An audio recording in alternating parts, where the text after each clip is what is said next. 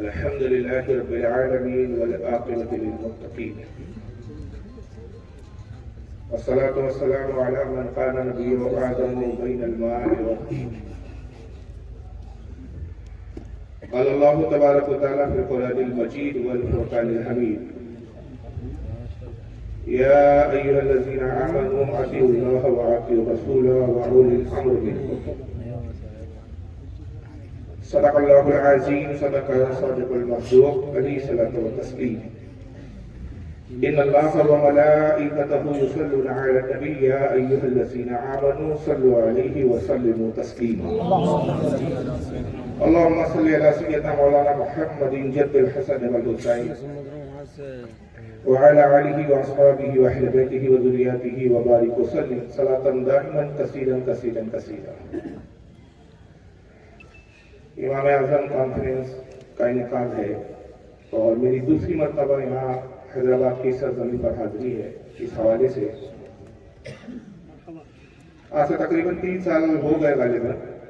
Corona سے پہلے یہی گراؤنڈ تھا، یہی اسٹیج تھا، یہی بزم تھی، ایسے ہی علماء. ایسا لگ رہا ہے کہ کل کی بات ہے اور پھر آج بیٹھے. سب کچھ منظر ویسے ہی دکھ رہا ہے.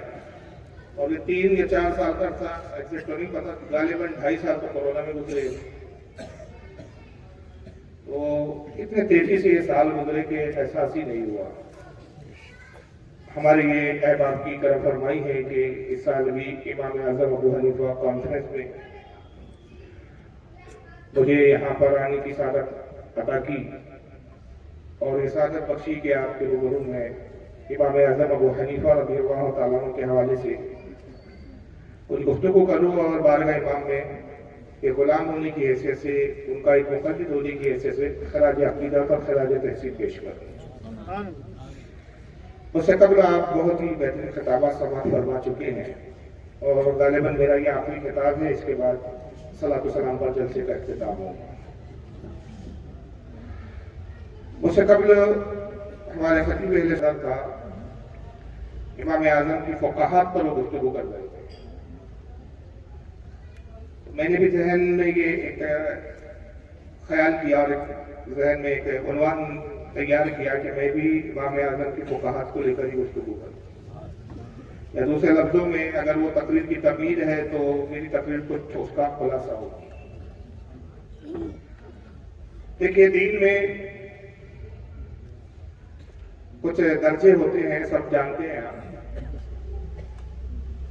دین کے جو ہمارے رہنما ہوتے ہیں، سربراہ ہوتے ہیں، ان کے کچھ منصب ہیں اور ان منصب کے اعتبار سے ان ناموں سے ان کو پکارا جاتا ہے. جیسے قرآن کے حافظ کو حافظ قرآن کہتے ہیں. اسی طرح پھر عالم کہا جاتا ہے، مولوی ہوتے ہیں، پھر عالم ہوتے ہیں، پھر فاضل ہوتے ہیں. اگر ابتدا دیکھیں تو حافظ قرآن سب سے چھوٹا درجہ ہے. اس کے بعد پھر مولوی کا ایک درجہ ہے، وہ اس سے بڑا ہوتا ہے. اس کے بعد پھر عالم ہوتا ہے، عالم کے بعد فاضل ہوتا ہے، فاضل کے بعد پھر مفتی ہوتا ہے. اس کے بعد پھر فقیہ کا درجہ ہوتا ہے. فقیہ میں بھی پھر ایک بڑا درجہ ہوتا ہے، مجتہد فی المذہب کا درجہ ہوتا ہے. یہ درجات ہیں. علماء اور مولوی کو آپ اور ہم سب جانتے ہیں، ان سے ہمارے تعلقات بھی ہیں، ان سے وابستگی بھی ہوتی ہے. لیکن جہاں تک محدث کا تعلق ہے، میں یہاں سے گفتگو کر رہا ہوں تاکہ آپ کو امام اعظم ابو حنیفہ رضی اللہ تعالیٰ عنہ کا مقام پتہ چلے. امام جلال الدین سیوطی رحمۃ اللہ تعالیٰ علیہ محدث کی تاریخ میں بیان کرتے ہیں کہ محدث اسے کہا جاتا ہے کہ جس کو کم از کم، یہ کم کا تعداد ہے، جس کو کم از کم 1,00,000 حدیثیں ما اسماء و رجال ما اسناد و متن کے، جس کو 1,00,000 حدیث حافظ ہو، جس کو یاد ہو، اس کو محدث کہا جاتا ہے. اب 1,00,000 حدیثیں کیسی یاد ہیں؟ ایسی نہیں کہ جیسے آج کل نام نہاد اہل حدیث حدیث کے نام پر بات کرتے ہیں اور سناتے اردو میں اور کہتے حدیث پاک میں آیا. یہ حدیث تانی نہیں. حدیث تانی اس کو کہا گیا کہ ان فلا ان فلا ان فلا ان فلا. یہ حدثنا عن فلاں میں نے ان سے حدیث سنی، انہوں نے ان سے حدیث سنی، انہوں نے ان سے پورا سلسلہ جو اسناد کا سند کے رسول اللہ تک پہنچے. اور یہ اسناد میں جو نام آ رہے ہیں، میں نے فلاں سے سنا، فلاں نے فلاں سے سنا، فلاں نے فلاں سے سنا، تو جن سے سنا ان کے حالات سے بھی واقف ہو، اور ان کی ثقات بھی جانتا ہو، ان کی حیثیت اور ان کی شخصیت سے بھی واقف ہو. یہ ثقہ تھے کہ ضعیف تھے کہ جھوٹے تھے، کذاب تھے، ان کی حیثیت کیا تھی، جو سند بیان کر رہے، جو روایت مجھے سنا رہے، کہ خود اپنی حیثیت کیا ہے. اب یہ ہوتی ہے اسناد. حدیث کے دو حصے ہوتے ہیں، یاد رکھیے، ایک ہوتی ہے سند، ایک ہوتا ہے متن. عام طور پہ ہمارے علماء جب وعظ و جلسے میں تقریر میں حدیث سناتے ہیں تو رسول اللہ کا قول سنا دیتے ہیں. بعض اوقات اردو میں ترجمہ بتا دیتے ہیں، یا بعض اوقات عربی بھی متن پڑھتے ہیں. تو صحابی سے شروع کرتے ہیں کہ ابو ہریرہ سے روایت ہے، عن ابو ہریرہ رضی اللہ تعالیٰ عنہ قال قال رسول اللہ صلی اللہ علیہ وسلم، یہاں سے حدیث شروع کرتے ہیں. لیکن جن محدثین کے تعلق سے ہم بات کر رہے ہیں، جو محدث کا ادراک جن پہ ہوتا ہے، صرف قال رسول اللہ سے حدیث سنانے کو وہ محدث اعلیٰ صلاحیت نہیں مانتے. وہ کہتے ہیں کہ پہلے یہ بھی تو بتاؤ کہ رسول اللہ کا یہ قول جو آپ بیان کر رہے ہیں، آپ نے کس سے سنا؟ کہ جس سے آپ نے سنا انہوں نے کس سے سنا، انہوں نے کس سے سنا، اور کیا ان کی ملاقات ان سے ہوئی، ان کی ملاقات ان سے ہوئی. اور پھر جتنے ملاقات کی، اور یہ صحابی سے ملاقات کر رہے، صحابی پھر رسول اللہ سے سن رہا ہے، تو یہ جتنے سلسلہ ہے، کیا سب سے آپ واقف ہیں، سب کو جانتے ہیں، سب کے بارے میں علم رکھتے ہیں؟ اگر اس پر آپ حدیث بیان کرتے ہیں تو ہمارے نزدیک وہ حدیث ہے جس پر ہم بھروسہ اور اعتماد رکھتے ہیں. تو یہ جو رجال ہوتے ہیں، شخصیتوں کے نام آتے ہیں حدیث کی پہلی کڑی میں، انہوں نے فلاں سے سنا، انہوں نے فلاں سے سنا، یہ سلسلہ کہلاتا ہے سند یا اسناد. اور حدیث کا متن اسے کہتے ہیں جہاں سے پھر یہ بات شروع ہوتی ہے قال رسول اللہ صلی اللہ علیہ وسلم، یہ کہلاتا ہے متن. تو متن کا بھی علم ہو، سند کا بھی علم ہو، اور ایسی کتنی ہزار اس کو حدیثیں یاد ہو، 1,00,000 حدیثیں کم از کم. اور پھر یہ تو ہوا کہ تلاوت حدیث کو یاد کر لیا، حفظ کر دیا، مگر ان 1,00,000 حدیثوں کو، کم از کم 1,00,000 حدیثوں کو حفظ کرنے کے بعد جو حدیث کے فہم تک پہنچتا ہے اس کو فقیہ کہتے ہیں. اور فقیہ کے بارے میں علماء یوں کہتے ہیں کہ اگر فقیہ کو عام زبان میں میں آپ سے کہوں کہ سمجھنا ہے تو کیسے سمجھے، کہ اگر ایک طرف 100 محدثین کا علم رکھ دیا جائے تو 100 محدثین کا علم ایک پڑھنے میں، اور دوسرے پڑھنے میں ایک فقیہ کا علم رکھ دیا جائے تو 100 محدثین کے علم پر اس کا علم بھاری ہوتا ہے. یہ بات ہو رہی ہے عام فقیہ، اور عام فقیہ میں ایک فقیہ امام محمد ہے جو امام اعظم ابو حنیفہ کے شاگرد ہیں. آپ فکر کریں گے کہ ہم کس امام کی تقلید کرتے ہیں اور اس امام کو امام اعظم کیوں کہا جاتا ہے. اس جذبات میں نہیں کہتے ہم امام ابو حنیفہ کو امام اعظم. امام محمد 10 سال کی عمر میں امام ابو حنیفہ کی بارگاہ میں حاضر ہوئے، 10 سال کی عمر میں. اور اس وقت امام ابو حنیفہ کے پاس جو لوگ پڑھتے تھے وہ بڑے بڑے وقت کے محدثین ہوتے تھے. وہ حدیثوں کو، ہزاروں لاکھوں حدیثوں کو یاد کر کے امام ابو حنیفہ کی بارگاہ میں آتے تھے اور حدیثوں کے فہم کو سمجھتے تھے، حدیث کی دلالت کو جانتے تھے اور ان سے علم حاصل کرتے تھے. اس سے استنباط کے مسائل کا، استنباط کا طریقہ سیکھتے تھے، اصول و ضوابط بھی سیکھتے تھے، حدیثوں سے مسائل کیسے نکالے جاتے ہیں. بڑے بڑے محدث شاگرد ہوتے تھے آپ کے. امام محمد 10 سال کی عمر میں آتے، بڑے خوبصورت اور حسین و جمیل تھے. اور اس مسجد میں وہ بیٹھے ہوئے کہ جس مسجد کے بارے میں ان کو پتا تھا کہ اسی مسجد میں امام اعظم ابو حنیفہ رضی اللہ تعالیٰ نماز پڑھنے آتے. جب نماز پڑھنے آئے، نماز پڑھائی، یہ گئے، مسافہ کیا، سلام کیا تھا، حضور میں آپ کی شاگردی میں داخل ہونا چاہتا ہوں، اس غرض سے آیا ہوں کہ اپنے غلاموں میں مجھے داخل کرنا. امام اعظم ابو حنیفہ نے سر سے پیر تک دیکھا، کہا تم ابھی بہت چھوٹے ہو، 10 سال کی عمر ہے، بڑی معمولی سی عمر ہے، اتنے چھوٹے بچوں کو میں نہیں پڑھاتا. جاؤ بیٹا کسی دوسرے استاد سے پہلے قرآن سیکھ لو، قرآن کے قواعد سیکھ لو، پہلے ناظرہ پڑھ لو. کہا حضور میں ناظرہ پڑھا. اچھا جاؤ کچھ حدیث کا علم حاصل کرو، پھر جب تھوڑے بڑے ہو جاؤ تب آ. امام محمد عرض کرتے کہ حضور مجھے بچہ جان کے آپ ٹالیے مت، خدا کی قسم آپ مجھے اپنی شاگردی میں قبول کریں گے تو مایوس نہیں ہوں گے آپ. تو امام اعظم ان کی باتوں سے ابھی متاثر نہیں ہوئے. کہا کہ بچہ ضد کر رہا ہے، ٹالنے کے لیے کہا اچھا کیا قرآن کے حافظ ہو؟ حضور قرآن کا تو حافظ نہیں ہوں، البتہ قرآن کریم ناظرہ پڑھتا ہوں. کہا جاؤ پہلے حفظ کر لو قرآن کا، کیونکہ مسائل کا سب سے پہلا استنباط کا جو اصول و ضابطہ ہوتا ہے، مسائل قرآن سے نکالے جاتے ہیں۔ قرآن میں اگر مسئلہ نہ نکل پائے تو پھر حدیث رسول کی طرف رجوع کیا جاتا ہے۔ جاؤ جب تم حافظ قرآن ہو جاؤ گے تب میری بارگاہ میں آؤ، قرآن حفظ کر کے آؤ۔ امام محمد چلے گئے، ظاہر سی بات ہے قرآن کے حافظ سے ہی، مگر دوسرے دن اسی نماز کے وقت میں پھر اسی مسجد میں بیٹھ کے انتظار کر۔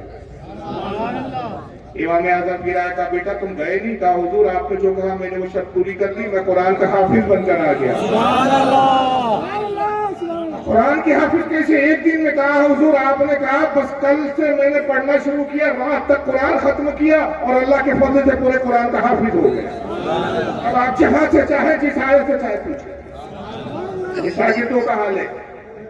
فوائد الفوائد میں حضرت نظام الدین اولیاء، نظام الملت والدین خواجہ نظام الدین اولیاء سے کسی نے پوچھا ہے نظام الدین آپ کس کے مقلد ہیں؟ بڑے بڑے ولیوں کو تقلید کی ضرورت ہے، لیکن آج پھٹیچروں کو تقلید کی ضرورت ہے۔ اور حیثیت یہ کہ ہم جیسوں کے سامنے بیٹھنے کی اوقات نہیں ہے، تو ہمارے بزرگوں اور علماء کے سامنے کیا بیٹھے؟ ٹائی پہننے سے کوئی فقیر اور مفتی اور عالم نہیں بن جاتا۔ ٹائی پہن اللہ تعالیٰ قرآن میں فرماتے ہیں، اگر تجھے تو عربی نہیں آتی اور اللہ تعالیٰ کیا فرماتے ہیں؟ برسوں ہو گئے تم کو ہم چیلنج کرتے آ رہے ہیں، تم بیٹھتے نہیں ہو، بات کرتے نہیں ہو۔ ہم تو علم کی بات کرنے کے لیے کہہ رہے ہیں، یہ تھوڑی کہہ رہے ڈنڈا تم بھی لے آؤ، ڈنڈا ہم بھی لائیں، لاٹھی کا مقابلہ ہوگا، یہ تو نہیں کہہ رہے ہم۔ علم کی بات کرنا ہے، اگر تم عالم ہو تو بھی ڈرتے کیوں؟ تو نظام الدین اولیاء سے پوچھا گیا حضور بتائیے آپ کس کے مقلد ہیں؟ ایک جملے میں بات ختم ہو سکتی تھی، آپ کہہ رہے تھے کہ میں اس کا مقلد ہوں جس کو دنیا امام ابو حنیفہ کہتی ہے، ایسا تعارف نہیں پیش کیا۔ کہا عزیز میں فخر کرتا ہوں اور قیامت میں اس امام کی شفاعت سے میں بخشا جاؤں گا جس امام کی عالم کی ہے، اس کی عظمت اور اس کی مناقب یہ ہے کہ وقت کا امام امام محمد جو ان کا شاگرد ہے، کہ امام محمد جو ایک دن میں قرآن کے حافظ بن کے آئے، امام محمد جب گھوڑے پہ بیٹھتے تھے تو وقت کا فقیہ امام شافعی ان کے گھوڑے کی لگام پکڑ کے چلتا تھا۔ میں اس امام کا مقلد ہوں۔ یا رسول اللہ، وہ امام اعظم کی ذات تھی۔ اور یاد رکھیے یہ جو فقاہت ہوتی ہے، ایک ہوتا ہے تلاوت حدیث، ایک ہوتا ہے فہم حدیث۔ یہ میں نے بہت آسان اردو میں بول دیا، اگر اس کو محدثین کی اصطلاح میں کہا جائے تو کہا جاتا ہے ایک ہے حدیث، دوسرا ہے درایت حدیث۔ درایت کیا ہوتی ہے؟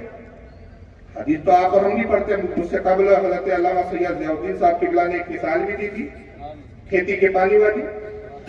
یہ تو ہو گیا کہ ہم نے حدیث کا ظاہری مفہوم اخذ کیا، لیکن حدیث کی گہرائی کیا ہے، حدیث کا مطلب کیا ہے، منشاء رسول کیا ہے، اللہ کے نبی صلی اللہ علیہ وسلم کی ضمن میں کہا۔ پھر حدیث یہ ناسخ ہے، منسوخ ہے، یہ ساری گفتگو درایت کے اصولوں میں آتی ہے۔ تو ایک ہوتا ہے کہ حدیث کو آپ نے پڑھ لیا، لیکن اس حدیث سے کتنے مسائل نکالے جا سکتے ہیں، اس حدیث کا مفہوم کیا ہے، یہ جو فہم ہوتا ہے یہ کتابوں سے نہیں آتا، یہ فضل خدا بندے کو دور سے آتا ہے۔ اور اسی کو اللہ کے نبی صلی اللہ علیہ وسلم نے فرمایا صحیح بخاری میں حضرت امیر معاویہ رضی اللہ تعالیٰ سے روایت ہے کتاب العلم میں، امام بخاری اس حدیث کو لا رہے، حدیث نمبر 17 ہے اس کی، اور اس میں امام بخاری نقل کرتے ہیں امام امیر معاویہ سے۔ امیر معاویہ رضی اللہ تعالیٰ عنہ کہتے ہیں کہ میں رسول اللہ کے خطبے میں حاضر تھا، آقا صلی اللہ علیہ وسلم منبر پہ جلوہ گر ہوئے اور آقا نے فرمایا کہ اے لوگوں، اللہ جس سے بھلا ہی چاہتا ہے اس کو دین کا فقیہ بنا دیتا ہے، اور اللہ دینے والا ہے اور میں تقسیم کرنے والا ہوں۔ پتا چلا کہ جس سے بھلائی چاہتا ہے علم اللہ عطا کرتا ہے، اور کس کے ذریعے عطا کرتا ہے؟ وہ رسول اللہ کے ذریعے عطا کرتا ہے۔ اللہ رسول کی جس پر عطا ہوتی ہے اس کو فہم حدیث عطا ہوتا ہے، وہ فقیہ بنتا ہے۔ میں ایک چھوٹا سا واقعہ آپ کے سامنے رکھ رہا ہوں کہ اس سے امام اعظم ابو حنیفہ کی فقاہت کا اندازہ لگائیے۔ 8 سال کی عمر ہے ہمارے گھر میں، ہمارے 8 سال کا بچہ پڑھنا شروع کرتا ہے، سمجھنا شروع کرتا ہے، شعور کی منزلوں کی ابتدائی منزلیں ہوتی ہیں۔ ایک وقت کے بہت بڑے امام ہیں، بہت بڑے محدث تھے اس وقت، ان کا نام تھا حضرت امام قتادہ، وہ کوفہ میں تشریف لائے۔ علماء کو پتا چلا کہ امام قتادہ رضی اللہ تعالیٰ عنہ آئے ہوئے، بڑے بڑے محدثین، اور بڑے بڑے اس وقت کے ائمہ ان کی خدمت میں حاضر ہوئی اور گزارش کی کہ حضور ہم جامع کوفہ میں آپ کا خطاب رکھنا چاہتے ہیں، آپ تشریف لائیں، عوام سے خطاب کریں، رسول اللہ کی حدیثوں کو بیان کریں، علم نکات بیان کریں۔ آپ نے درخواست قبول کی اور اعلان ہوا کہ فلاں تاریخ کو فلاں دن جامع مسجد کوفہ کے اندر حضرت امام قتادہ خطاب کرنا ہے۔ سارے بڑے بڑے محدثین وہاں پہنچ گئے، علماء کی کثرت تھی، مسجد بھری تھی، مسجد کے باہر تک مجمع لگا ہوا، لوگ قلم و دوات لے کے پہنچے کہ جو کچھ آپ ارشاد فرمائیں گے ہم اس کو لکھ لیں گے۔ امام اعظم ابو حنیفہ کے والد گرامی تھے حضرت ثابت، اور حضرت ثابت رضی اللہ تعالیٰ عنہ اصحاب میں تھے مولا کائنات علی مرتضیٰ، ان کے والد تھے حضرت زوطا، یہ حضرت علی کے اصحاب میں تھے۔ حضرت ثابت جب چھوٹے تھے، کم سنی کی عمر میں تھے، حضرت زوطا اپنے والد کے ساتھ حضرت ثابت مولا کائنات کی بارگاہ میں حاضر ہوتے، اور یہاں تک کہ تمام سوانح نگار جو امام اعظم کے لکھنے والے ہیں، چاہے امام جلال الدین سیوطی ہو، چاہے حضرت امام محمد بن حسین بغوی رحمۃ اللہ علیہ ہو، چاہے حضرت امام ابن حجر المکی الہیثمی ہو، سب نے یہ واقعہ نقل کیا کہ جب آپ چھوٹے تھے تو ایک مرتبہ مولا کائنات کی بارگاہ میں حضرت زوطا رضی اللہ تعالیٰ عنہ حضرت ثابت کو لے گئے، اپنے بیٹے کو، اور ساتھ میں فالودہ تیار کیا۔ فالودہ ہوتا ہے نا، دودھ سے بنتا ہے، وہ لے گئے۔ حضرت علی کو فالودہ بڑا پسند تھا، لے گئے اور کہا حضور یہ ہم تحفہ حاضر کر رہے ہیں، اور اپنے بیٹے ثابت کے ہاتھ میں دیا کہ مولا علی کی خدمت میں پیش کرو۔ مولا علی کی خدمت میں جناب ثابت جب بچے تھے، کم سی تھے، انہوں نے جب دیا، مولا علی بڑے خوش ہوئے، محبت میں سر پر ہاتھ پھیرا اور ہاتھ پھیرتے فرمایا کہ اللہ تعالیٰ تمہارے خاندان میں علم کو جاری فرمائے، تمہارے خاندان میں فقیہ اور عالم پیدا کرے۔ آپ العلم کی دعا تھی، رد نہیں ہو سکتی تھی۔ امام اعظم ابو حنیفہ کے بیٹے محمد پوتے اسماعیل بن حماد کہتے ہیں کہ یہ جو کچھ دیکھ رہے ہو کہ ہمارے جب امام اعظم اپنے وقت کے فقیہ اعظم کہلا، یہ مولا علی کی دعاؤں کا اثر پتا چلا کہ باب العلم کی دعائیں ہو، رسول کی عطائیں ہو، خدا کی دین ہو، تب امام اعظم بنتا، ایسا نہیں بن جاتا۔ تو اب یہ تھوڑا سا میں نے ثابت کا بتا دیا کہ حضرت ثابت مولا کائنات سے دعا پاتے، یہ حضرت قتادہ کی محفل میں جا رہے ہیں۔ اب تو بڑے ہو گئے، امام ابو حنیفہ کے ساتھ زیادہ چھوٹے 8 سال کی عمر میں، امام اعظم نے وزٹ کیا، ابو جان مجھے بھی لے چلیے۔ کہا بیٹا بڑے بڑے محدثین، بڑے بڑے علماء ہوں گے وہاں، تمہاری کہاں مطلب نہیں، حضور مجھے لے کے چلیے، ضد بھی اچھا چل گئے، لے گئے۔ تو بچوں کے درمیان میں پیچھے آپ نے ان کو بٹھا دیا اور خود تھوڑا لوگوں کو پلانتے ہوئے حضرت ثابت جو ہے قریب آ کے بیٹھ گئے۔ امام قتادہ کا خطاب جاری تھا، تقریر کر رہے تھے حضرت قتادہ رضی اللہ عنہ، بڑے بڑے وقت کے محدث اس وقت ان کے شاگرد ہوا کرتے تھے۔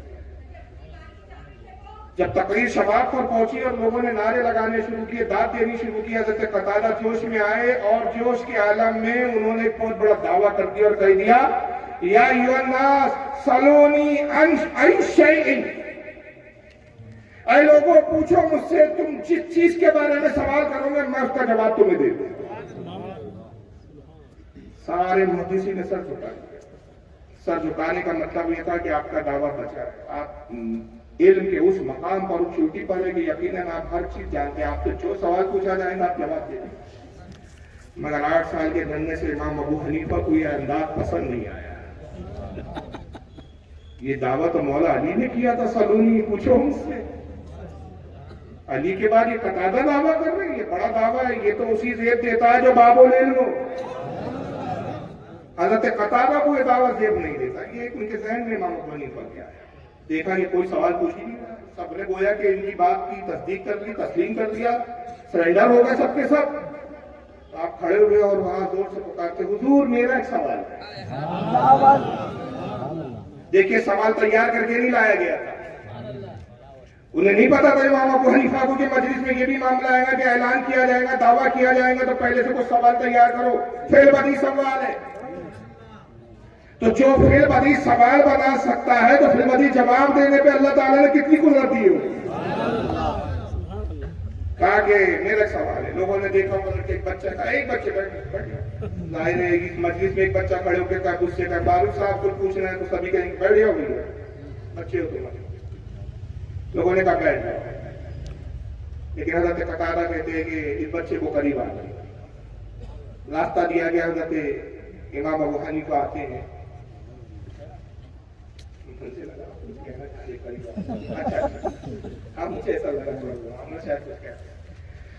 بہرحال لوگوں کو چیرتے ہوئے امام ابو حنیفہ آئے اور ایک سوال کیا، لیکن سوال آپ شاید نہیں سمجھ پائیں گے پوری طرح، کیونکہ سوال سے پہلے اس کا ایک پس منظر مجھے آپ کو سمجھانا پڑے گا۔ قرآن عظیم میں ایک سورت ہے جس کا نام ہے سورہ نمل۔ نمل کے معنی ہوتے چیوٹی۔ در حقیقت اللہ تعالیٰ نے اس سورت میں چیوٹی کا ذکر فرمایا ہے، اور اس سے رسول اللہ کی بھی عظمت ظاہر ہوتی ہے، حضرت سلیمان علیہ السلام کی بھی عظمت ظاہر ہے۔ سورہ نمل میں چوٹی کا واقعہ یہ ہے کہ حضرت سلیمان علیہ السلام جن کو اللہ نے یہ اختیار دیا تھا کہ جنات، شیاطین، انسان سب کچھ ان کی غلامی ہوگی، اور ان کا ایک معجزہ تھا کہ بہت بڑا تخت تھا جس پر آپ بیٹھ تشریف رکھتے اور ہزاروں لوگ اس تخت پر بیٹھ سکتے تھے، بہت بڑا تخت۔ اس کو جنات اور شیاطین کاندھوں پہ لے کر اتنی تیز رفتاری سے پرواز کرتے تھے تخت کو لے کر کہ پلک چھپکنے میں مشرق سے مغرب میں پہنچ گئے، یہ رفتار کا ایک جلیل لشکر کے ساتھ، بڑے چاہو چلال کے ساتھ حضرت سلیمان سفر کر رہے تھے۔ ایک جگہ پڑاؤ ڈال دیا، کہا یہاں رک جاؤ، آرام کریں۔ قرآن عظیم بیان کرتا ہے کہ جب سلیمان ایک جگہ ٹھہر گئے 30 میل کی دوری پر، اچھا میل کلومیٹر سے زیادہ ہوتا، آج کے زمانے کلومیٹر سے ہم فاصلے کو طے کرتے ہیں، لیکن اس زمانے میں میل زیادہ چلتا تھا۔ قرآن عظیم کا بیان ہے کہ 30 میل کی دوری پر کچھ چوٹیاں تھیں، وہ غذا تلاش کر رہی تھی۔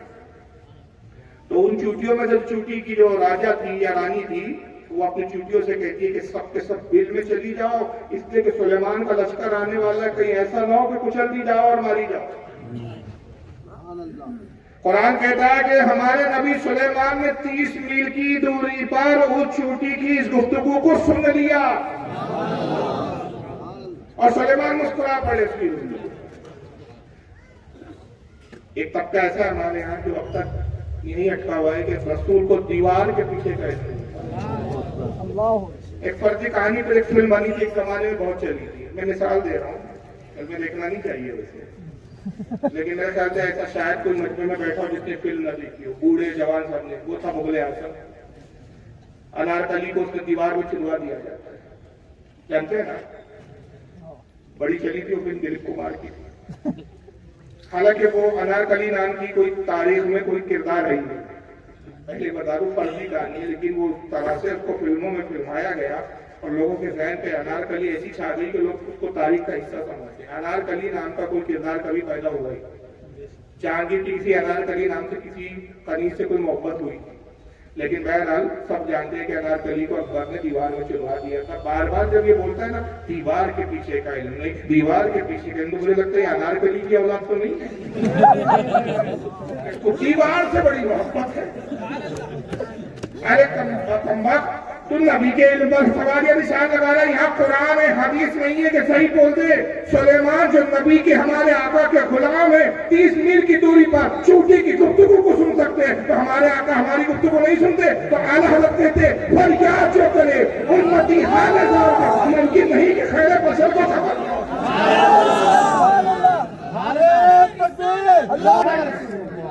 یہاں تو سلیمان چوٹی کے بعد سن رہے ہیں، آپ 30 میل کی دوری سے سن رہے ہیں، ایک چوٹی اٹھائیے اور آپ کے یہاں بڑے بڑے بدبخت لوگ ہیں جس میں کچھ کے نام جانتا ہے، فصل الدین حیدرآبادی ہے، ایک وہ سسٹر عمران ہے۔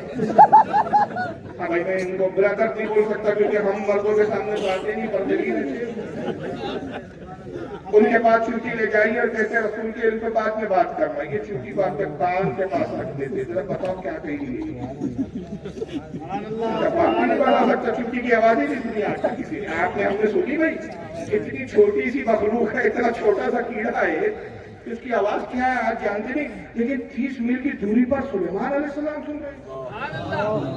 پھر اللہ فرماتا ہے جب سلیمان وہاں پر پہنچے جہاں پر وہ ان کے بل تھے، چوٹی اپنے بلوں میں چلے گئی، تو سلیمان علیہ السلام نے اس چوٹی کا نام لیا، گویا اس کی ذات سے بھی واقف، اس کے نام سے بھی واقف اور اس کے بل سے بھی واقف کہ کس بل میں رہتی ہے۔ تو جب وہ چوٹی کے بل کو سلیمان جانتے، آقا ہمیں نہیں جانتے ہم کہاں رہتے ہیں، ہم کیا کرتے ہیں اور کیا سوچتے ہیں۔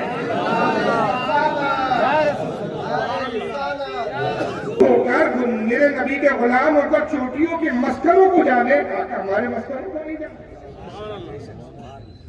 اس لیے امام قسطلانی رحمۃ اللہ علیہ نے المحب لدنی میں فرمایا کہ رسول اللہ صلی اللہ علیہ وسلم کا یہ حال ہے کہ حضور دلوں کے بھی حالات کو اس سے واقف ہے، دلوں کے حالات، حضور دل کے حالات کو جانتے ہیں۔ اور اگر بات اس پر تھوڑا سا بڑھا دوں عقیدے کی بات، کیونکہ آپ بڑے ذوق سے سن رہے ہیں، امام قاضی عیاض رحمۃ اللہ علیہ بس شخصیت کے بارے میں جملہ کہی، ان کی کتاب ہے شفا بارکہ رسول میں مقبول، سرکار نے پسند کیا، اس کا نام اشفا حضور نے رکھا۔ انہوں نے جب کتاب لکھی، کتاب کا نام سمجھ میں نہیں آ رہا تھا کیا لکھوں، سرکار کی تعریف و توصیف 2 جلدوں میں کتاب لکھی۔ ان کے بھتیجے تھے وقت عالم، دیکھو آپ نے سرکار تشریف لایا، کہا تیرے جو چچا ہے، تیرے چچا نے بہت اچھی کتاب لکھی میری فضیلت میں، اس سے کہے کہ اس کا نام اشفا رکھ دے۔ اس کا حاشیہ لکھا، بہت بڑے بڑے محدثین نے حاشیہ، ملا علی قاری نے اس کی شرح کی، اور یہاں تک کہ حضرت امام خفاجی نے اس کی شرح کی، شاہ عبدالعزیز محدث دہلوی نے شرح کی، اور شاہ عبدالعزیز محدث دہلوی اس کی شرح کرتے ہوئے فرماتے ہیں کہ کتاب الشفا کے بارے میں علماء کا اتفاق ہے کہ اگر کوئی مریض اور لا علاج بیماری میں مبتلا ہو جائے، اگر اس کی موت مقدر نہیں ہے تو اس کتاب کا درس دے کر اس کو سنا دیا جائے، اللہ اس کی برکت سے اس کو شفا عطا فرما دے۔ الشفا اس میں امام قاضی عیاض فرماتے ہیں کہ اللہ کے نبی صلی اللہ علیہ وسلم نے فرمایا، حدیث نقل کرتے ہیں اور سند بھی صحیح ہے اس کی، ابن ماجہ کی حدیث ہے، اس کی شرح کرتے ہوئے لکھتے ہیں، ابن ماجہ میں حدیث ہے کہ حضور فرماتے ہیں کہ جب تم مجھ پہ درود پڑھتے ہو، فرشتے وہ درود تمہارا مجھ تک پہنچاتے ہیں۔ ان حرم اللہ علی الارض ان تاکل اجساد الانبیاء علیہم السلام، اللہ نے حرام کر دیا زمین پر کہ ان نبیوں کے جسموں کو کھائے، وَنَبِيُّ اللَّهِ حَيٌّ يُرْزَقُ، اللہ کے نبی زندہ ہوتے ہیں اور ان کو اللہ کی طرف سے رزق بھی دیا جاتا ہے، ایسی حیات ہوتی ہے۔ تو کہتے ہیں فرشتے درود پہنچاتے ہیں کیونکہ وہ قبروں میں زندہ ہوتے ہیں۔ امام قاضی عیاض حدیث نقل کرتے ہیں دوسری سند سے، اور اس کی سند بھی صحیح ہے، کہتے ہیں کہ آقا فرماتے ہیں کہ جب فرشتے درود پہنچاتے ہیں تو یوں نہیں کہتے یا رسول اللہ ایک امتی نے درود بھیجا، ایسا نہیں کہتے، کیونکہ امتی تو کروڑوں اربوں ہے، کہتے یا رسول اللہ فلاں ابن فلاں،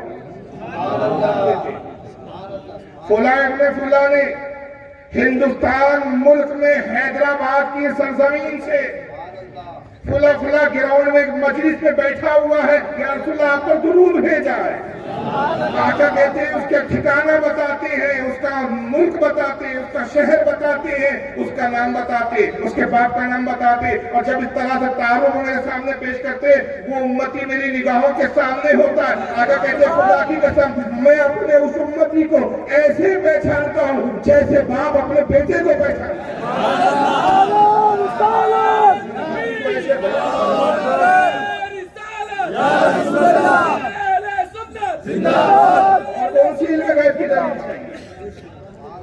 ہم سنیوں کو مشرک بعد میں بولنا، آؤ بیٹھو تو ہم بتائیں کہ یہ عقیدہ 14 سال میں کیسے کیسے اماموں کا، تو تمہارے عقیدے کے مطابق 14 سال میں کوئی معاہد ہوا ہی نہیں، سب مشرک، یہاں سے وہاں تک سب مشرک۔ کون سا فرقہ لائے ہو یار، تمہاری وجود 1857 کے بعد کا ہے، تم اور سب سے بڑے بدعت ہو۔ چلیے بہرحال بات کہیں اور جا رہی ہے، مجھے امام اعظم پہ زیادہ بولنا چاہ رہا ہوں۔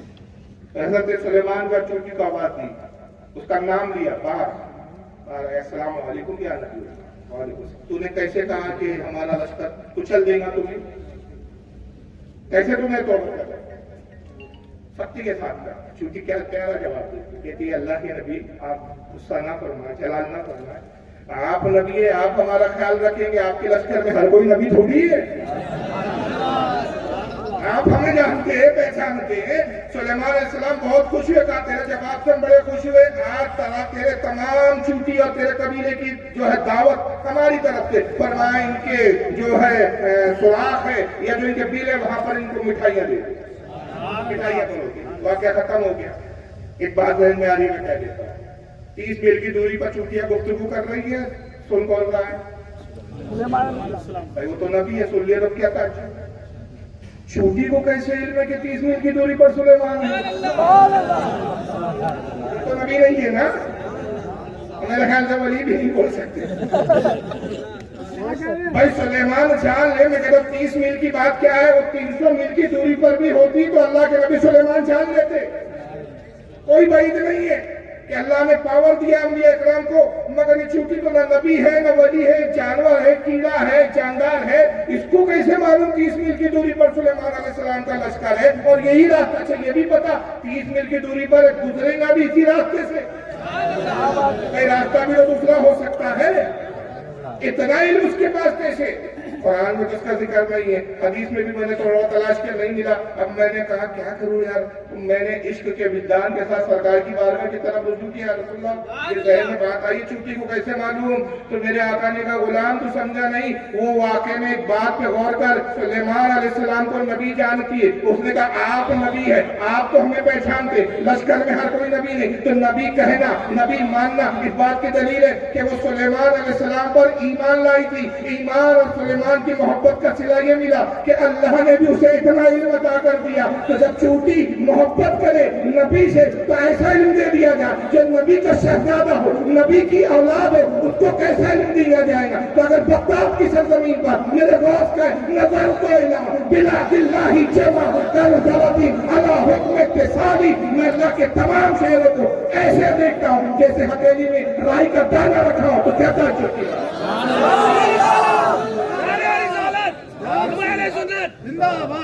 یہاں تو چوٹیوں کو محبت کیسے لیتا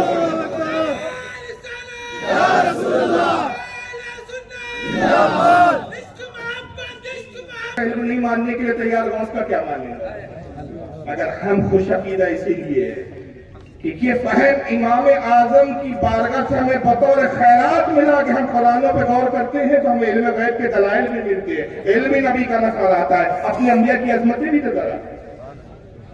چلیے واقعہ تو ختم ہو گیا چوٹی کا، سمجھ گئے کیا واقعہ تھا. اب آئیے امام ابو حنیفہ کا سوال.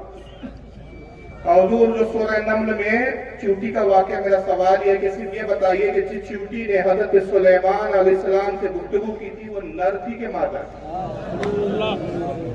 ابھی آپ نے کہا سلونی ان عیشائی پوچھ لو جو چیز کے بارے میں پوچھنا چاہتے ہو. بس یہ چھوٹا سا سوال ہے، امام قتادہ فرماتے ہیں، پسینے میں شراب محفل میں سناٹا.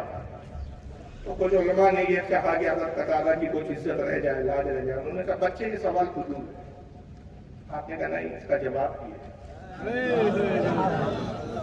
میں نے عرض کیا کہ سوال سوچ کر تو نہیں آئے تھے، فعل بدی سوال بھی ذہن میں اب تیار ہوا، فعل بدی جواب بھی معلوم. یہ ہوتا ہے فہم اور یہ ہوتی ہے فقہا. تو کہا کہ حضور اس کا جواب بھی ہے. حضرت قتادہ نے کہا میں عاجز ہوں، یقیناً بچے تم سچ ہو اور میں اپنے دعوے سے رجوع کرتا ہوں. مجھے اندازہ لگائی 8 سال کی عمر میں جو ہمارا امام بڑوں کو رجوع کروا رہا ہو، کیا علم کی گہرائی ہے. کیسے کیسے وقت کے محدث آ کے اپنی رائے سے جو ہے رجوع نہ کرتے ہو. تو کہا بیٹا میں عاجز آیا، میں رجوع کرتا ہوں، مگر اس کا جواب کیا ہے؟ اور وہاں قرآنی میں جواب ہے، آپ نے غور نہیں کیا. عربی زبان کا قاعدہ ہے کہ جب فلاں نے کہا یہ کہنا ہے، جیسے مثال کے طور پر میں کہوں ہمارے نقشبندی صاحب کالا نقشبندی، تو یہ کالا لفظ مرد کے لیے آتا ہے، اور اگر کہنے والی عورت ہو تو لفظ کیا آتا ہے؟ کالا. مرد کا نام ہو تو دو پیش آئیں گے، مثلاً حامد، کالا حامد، حامد کا. اور عورت ہو بہت سے نام سملر ہوتے ہیں نا، جیسے عورت کے بھی ہوتے ہیں مرد کے بھی ہوتے ہیں. اگر عورت ہے تو کالا نہیں آئے گا، پہلے تو آئے گا کالا، پھر حامد نہیں آئے گا حامدتن. تو امام ابو حنیفہ کہتے ہیں، قاعدہ بیان کر رہے، کہتے ہیں قرآن پہ غور نہیں کیا. قرآن کہتا ہے قالت نملتن، کہا چوٹی نے، تو پتہ چلا وہ مادہ تھی. اگر نر ہوتی تو قرآن کہتا قالا نملن، قالا نملن نے کہا قالت نملتن کا، جس سے ثابت ہوا جو مادہ تھی. حضرت قتادہ ممبر سے کھڑے ہوئے، امام ابو حنیفہ کے 8 سال کے بچے کا ہاتھ پکڑا، ممبر پہ بٹھایا، ہاتھوں کو بوسہ دیا، پیشانی کو بوسہ دیا، کہا لوگوں گواہ ہو جاؤ، میری نگاہ دیکھ رہی ہے، یہ وقت کا امام بننے والا. دنیا اس کے علم میں استفادہ کرتی. یہ 8 سال کی عمر میں پیشن گوئی کرتی ہے. اور اس کے درمیان میں خواب بھی دیکھا امام ابو حنیفہ نے. ابھی تو تعلیم حاصل کرنے گئے نہیں، ابتدائی منزل ہے. خواب دیکھتے ہیں کہ رسول اللہ صلی اللہ علیہ وسلم کی قبر مبارک میں ہڈیاں نظر آئیں اور ان ہڈیوں کا لوگ جمع کر رہے ہیں. خواب سے بیدار ہوئے, رونے لگے. کتنا خطرناک, کتنا بھیانک خواب تھا. ڈر کے مارے کسی سے ذکر ہی نہیں کیا. جس سے کہوں گا تو کہیں ایسا نہ ہو کہ مجھ پہ فتویٰ لگا دے کہ تیرا ایمان کمزور ہے. اس لیے کہ حدیث میں پاک ہے کہ انبیاء کے جسموں کو مٹی نہیں کھاتی, تو حضور کی قبر میں ہڈیاں کیسے؟ جسم سلامت بظاہر نظر نہیں آ رہا, ہڈیاں دکھ رہی ہے, تو گوشت کہاں گیا آپ کا, گوشت کہاں گیا؟ آپ نے ذکر ہی نہیں کیا. یہاں تک کہ جب بڑے ہوئے اور علم کے حصول کے لیے آپ نے سفر شروع کیا تو وقت کے بہت بڑے تابعی, جلیل القدر تابعی, جو انس بن مالک کے شاگرد, حضرت عبداللہ ابن عمر کے شاگرد, ام المؤمنین عائشہ صدیقہ سے جنہوں نے علم حاصل کیا, ان کا نام تھا محمد ابن سیرین رحمۃ اللہ علیہ. ان کی بارگاہ میں گئے. محمد ابن سیرین کی ایک خاصیت تھی, اللہ تعالیٰ نے خوابوں کی تعبیر کا بڑا عظیم علم عطا کیا. ان سے علم حاصل کیا, اور جب ان سے رخصت ہونے لگے تو محمد ابن سیرین مسکرا کے کہتے ہیں, ابو حنیفہ آج جا رہے ہو, نعمان نام تھا. وہ خواب نہیں پوچھوں گے جو بچپن کے عالم میں دیکھا تھا.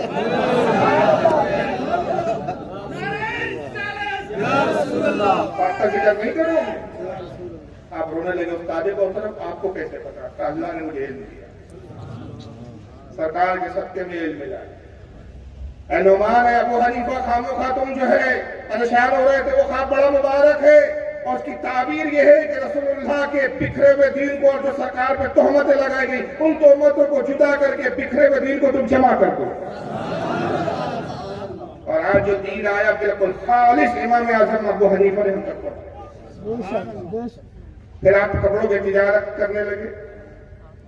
جب ایک مرتبہ گزر رہے ہیں آپ کی دکان پہ بازار کی طرف, تو حضرت امام حماد رضی اللہ تعالیٰ عنہ بیٹھے, اشارہ کی طرف. نوجوان کیا کرتے ہیں؟ وہ تو تجارت کرتا ہوں, کپڑے کا تاجر ہوں, اور بہت پیسے والے تھے, غریب نہیں تھے, بہت بڑی تجارت کیا. کہا تمہاری پیشانی پہ تو میں علم دیکھ رہا ہوں, کس لائن میں چلے گئے تم؟ اللہ کو تم سے ایک بہت بڑے اپنے دین کا کام لینا ہے. بس یہ چند جملے کہے, دنیا کی محبت دل سے یک لک ختم ہو گئی. گھر آئے, والد صاحب سے کہا کہ حضور مجھے اجازت دیجیے کہ میں اللہ کی راہ میں. دکان کو چھوڑ دیا, حضرت حماد کی صحبت میں آئے, علم حاصل کرنا شروع. عرصہ دراز تک پڑھتے ہیں. امام اعمش سے پڑھا. امام اعمش اس وقت بہت بڑے محدث تھے, لاکھوں حدیثیں, ہزاروں حدیثیں زبان زد ہوتی تھی. امام ابو حنیفہ ان سے پڑھ رہے ہیں, مگر اسی زمانے میں فہم کے عالم تھا. امام احمد رحمۃ اللہ علیہ ایک مرتبہ بیٹھے ہوئے اپنی مستند پر, ایک سائل آتا ہے, سوال پوچھتا ہے, حضور یہ سوال ہے. تو امام احمد نے کہا لا ادری, میں نہیں جانتا.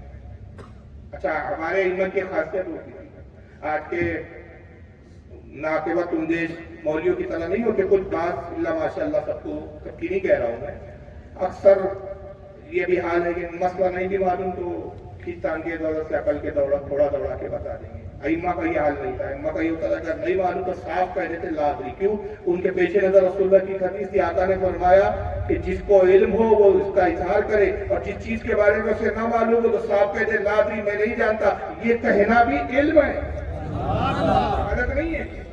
مولا علی منبر پہ بیٹھے ہوئے, آپ نے فرمایا پوچھو مجھ سے جو چاہو پوچھ لو. ایسا کھڑا ہوا ایک سوال کیا, آپ نے کہا اس کے بارے میں نہیں جانتا. اور نے کہا آپ کو کیا آ کے منبر پہ بیٹھنے کا؟ آپ نے فرمایا میں علم کے ساتھ منبر پہ بیٹھا ہوں, جہالت کے ساتھ بیٹھا تو اس منبر پہ نہیں بلکہ میں ہواؤں میں اور عرش پر بیٹھتا ہوں. یعنی کچھ بھی اوپر ڈھنگ پھرتا رہتا, میں تو علم کی سبب پہ بیٹھا ہوں. امام ابو یوسف قاضی تھے, امام ابو حنیفہ کے شاگرد تھے. بادشاہ ان کو تنخواہ دیتا تھا. جب دینی مسائل میں بڑے بڑوں کی گاڑی اٹک جاتی, امام ابو یوسف کی طرف رجوع کرتا. امام ابو یوسف سے کسی نے مسئلہ پوچھا, آپ نے کہا لا ادری, میں نہیں جانتا. اور اس نے کہا آپ کو کیا حق ہے کہ آپ بیت المال سے اتنی تنخواہ لیتے ہیں, آپ لا ادری کہتے ہیں؟ آپ نے کہا علم کی بنیاد سے جواب دیتا ہوں تو تنخواہ دیتا ہوں, جہالت کی بنیاد پہ جواب دیتا تو اس سے زیادہ تنخواہ کیا پورا خزانے بھی قبضہ کر لیتا. تو لا ادری کہنے میں شرم نہیں چاہیے عالم کو. انہوں نے کہہ دیا ساری امام احمد نے لا ادری. ابھی امام ابو حنیفہ پڑھ رہے ہیں, طالب علم ہی کھڑے ہوتے, حضور استاد محترم اجازت ہو تو اس سوال کا جواب دے دیں. اگر ابو حنیفہ نعمان تیرے پاس جواب ہے تو دے دیں. آپ نے جواب دیا, جواب بالکل صحیح تھا. امام احمد متاثر نے کہا واقعی ہی جواب ہے تم دے, لیکن یہ تو بتاؤ नमान पढ़ते तुम मुझसे हो, ये चीजें तुमने कहां से अकद की? कहा हुजूर आपसे जो हदीसें सुनी मैंने उसी से ये मसला निकाला है। हदीस तो आप ही ने सुनी है। कौन सी हदीस? आपने 10 हदीसें तिलावत की, कहा कि 10 हदीसें मैंने आप ही से सुनी और इन 10 हदीसों से निचोड़ करके, इससे इस्तेंबात करके, इस्तेदलाल करके ये मसला मैंने 10 हदीसों से ही निकाला। जब इमाम अहमद ने सुना, अपने सानों पे हाथ मार रखा, नुमान खत्म, खुदा की कसम तुम जो है, हम तो अत्तार है और तुम तबीब हो। यानी आज के लिए मुझे बोलूं, हम मेडिकल फार्मेसी चला रहे, डॉक्टर तुम हो। डॉक्टर और मेडिकल की फार्मेसी चलाने वाले में क्या फर्क होता है? दवाएं ज्यादा उसके पास होती है, मेडिकल फार्मेसी चलाता है, लेकिन उसको ये पता नहीं होता कौन सी दवा कब देना है, कितनी पावर में देना है। डॉक्टर के पास दवा कुछ नहीं होती, लेकिन पता सब कुछ उसी को होता है, कितनी दवा देना है, कब देना है, कितने पावर में देना है। तो बता दिया कि तुम मुहद्दिसी नहीं हो, बल्कि अपने वक्त के कौन हो? फकीर। यही वजह है कि ऐसे ऐसे शदीद और ऐसे ऐसे गहरे मसाइल जिस पर लोगों की अक्लें काम नहीं करती थी, इमाम अबू हनीफा चुटकियों में उसको हल कर दिया। इमाम अबू हनीफा के शागिर्दों में आते थे इमाम वकी, शागिर्द और शागिर्द, अभी नाम सुना था। तकरीबन 17 तुरुक वो है कि जिस तुरुक की बुनियाद पर इमाम बुखारी के दादा और परदादा उस्ताद इमाम आजम अबू हनीफा, इमाम बुखारी।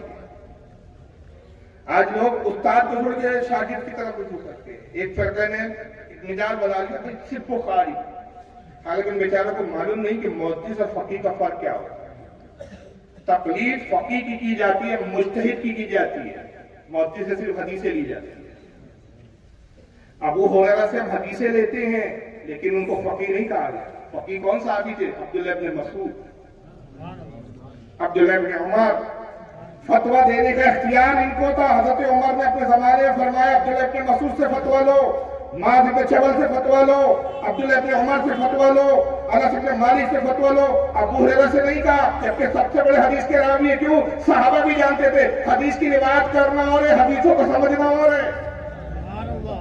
मैं एक छोटी सी मिसाल दे दूं, सिर्फ दावा करके गुजर जाऊंगा, बात इतना रह जाएगी। रिकॉर्ड हो रही है, नेट पे जाके देख लो। जो बहुत इमाम बुखारी का नाम लेते हैं ना, मैं वो जुमला कह दूं कि हम इमाम बुखारी के मुहद्दिसाना सलाहियतों के मुनकिर नहीं, हम मानते हैं कि अमीरुल मोमिनीन फिल हदीस है, वो मुहद्दिस है, लेकिन फकीह नहीं है। फकीह होता है। मैं 2 मिसालें दूंगा, फकीह कहते किसको है। इमाम बुखारी रहमतुल्लाह अलैह ने बुखारी शरीफ रज़ात का जब जिक्र किया तो मौला अली से एक हदीस लाते हैं। देखिए कितनी बड़ी, मतलब जुमला भी नहीं मिल रहा, इतनी बड़ी जात है कि मैं बहुत छोटा हूँ, मेरी ज़बान छोटी है। तो मुहद्दिसीन ने उन पर एतराज किया, मतलब एक बच्चे की बात समझ ले। बड़े बड़े मुहद्दिसीन ने जो इमाम बुखारी पे ताल्लुक से तनकीद की है। रज़ात के बयान में, रज़ात कहते हैं दूध पीने का, दूध से भी रिश्ते हराम हो जाते। मौला अली की हदीस है, हज़रत अली फरमाते हैं कि जिस तरह खून से रिश्ते हराम होते हैं, उसी तरह दूध से भी रिश्ते हराम। खून से क्या होता है? एक तो खूनी रिश्ता होता है, खून के रिश्ते से कोई बहन है तो उससे निकाह नहीं हो सकता, उस लड़की का खून के रिश्ते से भाई है तो उससे निकाह नहीं होता। और एक दूसरा रिश्ता जो हराम होता है, जिससे हुर्मत साबित होती है, वो दूध का है। दूध यानी कि जैसे मान लीजिए मेरी वालदा है, मेरी वालदा ने किसी पड़ोस की लड़की को दूध पिला दिया, अब वो मेरी हो गई दूध शरीक बहन, मेरा उससे निकाह नहीं होगा। वो मेरी बहन की तरह हो गई और मेरी माँ उसकी दूध शरीक माँ हो गई। जितने रिश्ते खून के हराम होते हैं, उतने ही रिश्ते एज इट इज दूध से हराम होते हैं। लेकिन सिर्फ शर्त यह है कि 2 साल के अंदर बच्चे ने दूध पिया, 2 साल के बाद पिया तो फिर रिश्ते हराम नहीं माने जाते। अब इस हदीस की बुनियाद पर इमाम बुखारी ने फतवा क्या दे दिया कि मौला अली कहते हैं कि दूध से भी रिश्ते हराम होते हैं जिस तरह खून के रिश्ते हराम होते हैं। तो कहा अगर एक लड़का और लड़की के 2 साल की उम्र के अंदर एक ही बकरी का दूध पी लिया तो उनका निकाह हराम है। अब अंदाजा लगाइए। इमाम इब्न हजर अस्कलानी वगैरह बड़े बड़े कई मुहद्दिसीन ने तनकीद की, कहा कि अगर ये हुक्म मान लिया जाए इमाम बुखारी का, इस हदीस से जो उन्होंने समझा है, इस पे बहुत बड़ी उन्होंने लड़किश हुई है उनसे, अगर ये मसले को मान लिया जाए तो कोई रिश्ता मोहब्बत और मौत के बाद नहीं रहेगा। मिसाल के तौर पे मोहल्ले में एक भैंस का दूध कई जगह बढ़ता है,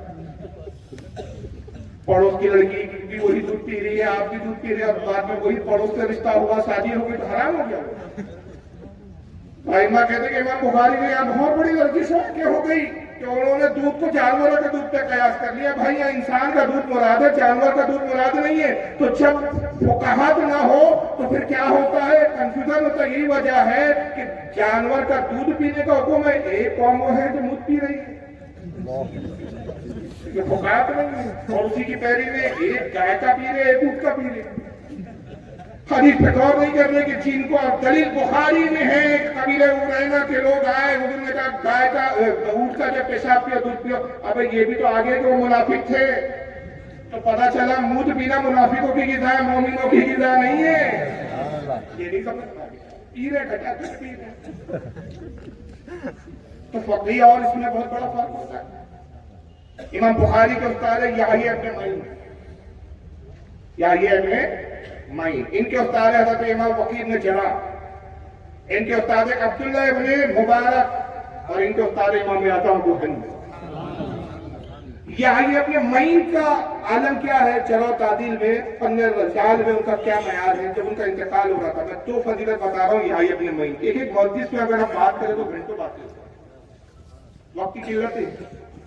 یحییٰ ابن معین رضی رحمۃ اللہ علیہ جو امام بخاری کے شیخ ہے، بخاری پہ بڑی کثرت سے امام بخاری نے ان سے حدیثیں لی. دو بڑی خاصیت بتا رہا ہوں. جب ان کا انتقال ہو رہا ہے تو کیا کہتے ہیں؟ اے پروردگار، جس راوی پر میں نے جرح کی، تعصب کی بنیاد پر نہیں کی، بغض و عناد کی بنیاد پر نہیں کی، تحقیق اور علم کی بنیاد پر میں نے اس راوی پہ جرح کی. اے اللہ، اگر میں نے کسی سے ذاتی طور پر کسی کو مجروح قرار دیا، کسی پہ جرح کے کسی کو جھوٹا قرار دیا، اور اگر اس میں میرا نفس داخل ہو تو میرا خاتمہ ایمان پر نہ فرما. موت کے وقت ایسا دعویٰ کون کرے گا؟ اندازہ لگاؤ کہ وہ خود اپنے آپ میں کتنے شفاعت. یہی اپنے ایک تو یہ بات ان کی، یہ ہوگی شفاعت کی بات. فضیلت کیا ہے معلوم ہے؟ جب انتقال ہوا تو کو غسل کس چیز پہ دیا گیا؟ اسی تخت پر غسل دیا گیا جس تخت پہ رسول اللہ صلی اللہ علیہ وسلم کو مولا علی نے غسل دیا. یہ آیت میں یہ بیٹھے ہوئے ایک مسجد میں یہی اپنے وقت ایک اور محدث سے، ان کا نام ہے حضرت ابو ثور، یہ بھی بیٹھے، دونوں محدث ہیں، دونوں امام بخاری کے استاد ہیں. ایک عورت آتی ہے، سلام عرض کرتی ہے، حضور السلام علیکم، آپ رسول اللہ کی امت کے عالم ہیں، محدث سے. ایک سوال ہے میرا، اور سوال یہ ہے کہ میں غسل دیتی ہوں میتوں کو، محلے میں جو بھی خاتون مر جاتی ہے میں اس کو غسل دیتی ہوں، میں غسال ہوں. ابھی حال ہی میں پڑوس میں ایک میت ہو گئی ہے، اس کو مجھے غسل دینے کے لیے بلایا گیا، لیکن مجبوری ہے کہ میں حائضہ ہوں. ناپاکی کیا ہے؟ ماحولی کے ایام چل رہے ہیں، اور یہ میرے ساتھ پہلا اتفاق ہو رہا ہے کہ ایسی حالت میں مجھے میت کے غسل کے لیے بلایا گیا ہے، تو میں خود ناپاک ہوں، تو کیا میت کو میں غسل دے سکتی ہوں یا نہیں دے سکتی؟ یہ میرا سوال ہے. دونوں امام ایک دوسرے کو دیکھ رہے ہیں، ہزاروں حدیثوں کے حافظ ہیں. میں نے کہا نا امام بخاری کے استاد ہے تو کیا عالم ہوں میں اس میں حدیث. کہتے ہیں آپ کے پاس کوئی اس کا جواب ہے؟ پتا چلا ہر جواب حدیثوں میں تو ہوتا ہے، لیکن سب کا فہم وہاں تک نہیں جاتا. جب محدثوں کا فہم نہیں جانا تو ٹیچروں کا جائے. امام بخاری کے استاد کا دماغ کام نہیں کر رہا ہے. تو بے آئینی ہر چیز حدیث میں آپ کو نہیں ملتی، حدیث میں کھوجنا پڑتا ہے. دیکھیے ایک ہوتا ہے سمندر کے اندر قیمتی جواہر تو ہے، لیکن ان جواہر کو چن کے وہی لا سکتا ہے جو غوطہ خور اچھا ہو، آپ نہیں لا سکتے. تو سمندر کی تہہ میں ہیرے جواہرات تو ہے، موتی تو ہے، لیکن آپ بولے میں موتی لاؤں گا، جناب آپ واپس ہی نہیں آئیں گے، اور آئیں گے تو تیرتے ہوئے نہیں، اوپر ٹہلتے ہوئے ہوں گے. کون جائے گا موتی لانے؟ جو فن کا ماہر ہو، جو غوطہ خور ہو. محدثین غوطہ خور ہے، اور فقیہ جو ہے وہ غوطہ خور ہے، جو اندر کی سمندر میں سب کچھ ہے. سمندر میں ہم سمندر کے سب کچھ نہ ہونے کا انکار نہیں کر سکتے. ہم کہتے ہیں لانے والے میں صلاحیت چاہیے، تو آپ میں نہیں ہے. یحییٰ ابن معین نے حضرت ابو ثور کی طرف دیکھا، کہا اس کا جواب آپ کے پاس نہیں.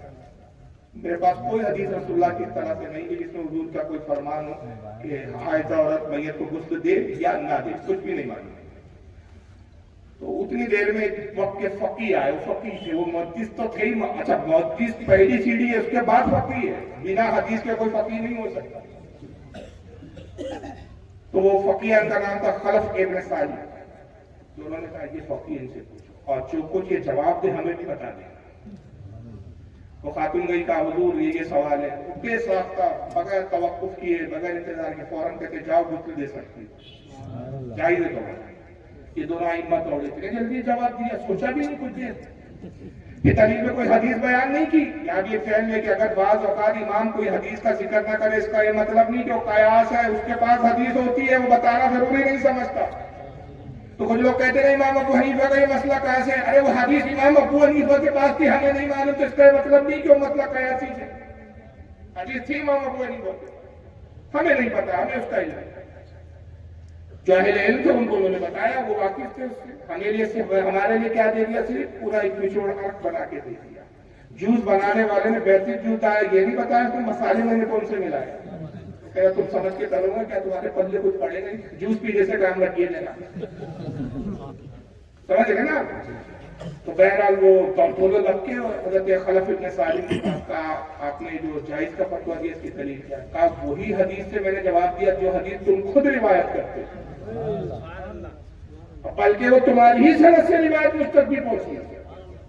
کون سی حدیث جو ہم روایت کرتے ہیں ہمیں نہیں معلوم، کیا تم یہ روایت نہیں کرتے کہ ام المومنین عائشہ صدیقہ رضی اللہ تعالیٰ عنہ فرماتی ہے کہ حضور صلی اللہ علیہ وسلم مسجد میں معتکف ہوتے اور اس وقت حضور کو سر دھونے کی حاجت ہوتی، سرکار چاہتے کہ ان کے سر پاک کو میں دھو دوں، تو آپ اپنی مسجد کے کھڑکی سے سر باہر نکال کر کہتے ہیں عائشہ میرا سر دھو دو، تو میں کہتی یا رسول اللہ میں تو حائضہ ہوں، حضور کہتے تیرا حیض تیرے ہاتھ میں نہیں ہے، میں حضور کے ساتھ کھانا تناول کر رہی ہوتی اور اللہ کے نبی صلی اللہ علیہ وسلم گوشت کی چاپ بولتے ہیں، آپ کیا بھی چاپی بولتے ہیں، چاپ جو تناول فرما رہے ہوتے، تو پہلے میں کسی گوشت کی بوٹی کو اٹھا دیتی بڑی سی اور میں اس کو توڑتی، سرکار میرے ہاتھ سے لے لیتے اور حضور اپنا دندان مبارک وہیں لگاتے بطور محبت جہاں میرے دندان مبارک میرے دانت لگے، گویا میرے لعاب حضور کا لعاب مل جاتا ہے۔ میں کہتی یا رسول اللہ آپ اس گوشت کے ٹکڑے کو نہ کھائیں، میں تو حائضہ، حضور فرماتے تیرا ہے تیرے منہ میں تھوڑی ہے۔ تو پتہ چلا حیض کا تعلق ہاتھ سے نہیں ہے، حیض کا تعلق منہ سے نہیں ہے، ایک مخصوص مقام سے تعلق ہے، وہ جگہ ناپاک ہے، ہاتھ کا کام یہاں پر نہیں ہے، اس کو دینا ہاتھ کا کام ہے۔ تو جب یہ حدیث میں حضور کی حدیث میں حضرت عائشہ کی حدیث میں ہے کہ حضور کا سر بھی دھلا دیتی تھی اور سرکار نے واضح طور پر کہا کہ تیرا ہے تیرے ہاتھ میں نہیں، اس حدیث کی بنیاد پر میں فتویٰ دیتا ہوں کہ یہ میت کو غسل دے سکتے ہیں۔ جیسے یہ حضرت یحییٰ اپنے معینہ دونوں سنا تو انہوں نے اپنے دانوں پہ ہاتھ مارا تھا، ہم کہاں چھوڑ یہ چیز ہم سے کیسے، اور انہوں نے پھر وہی جملہ کہا جو امام ابو حنیفہ کے امام احمد نے کہا تھا، ہم دوا بیچنے والے ہیں، ڈاکٹر تو آپ لوگ۔ یہ فقاہت کا علم تھا، فقاہت اور ہوتی ہے جیسے جناز کر رہا ہوں، یہی وجہ ہے کہ امام اعظم کے اگر آپ واقعات کی گہرائی میں جائیں کسی سے مسئلے حل کی چھٹکیوں میں بڑے بڑے موقف کے بس کی بات نہیں۔ آپ کے زمانے کا بادشاہ منصور بڑا ظالم بادشاہ، اور اسی نے بعد میں آپ کو شہر دے کے شہید کیا، اور مثال کا ذکر میں تھوڑا بتا دوں گا کہ کس سبب سے آپ کی شہادت ہوئی۔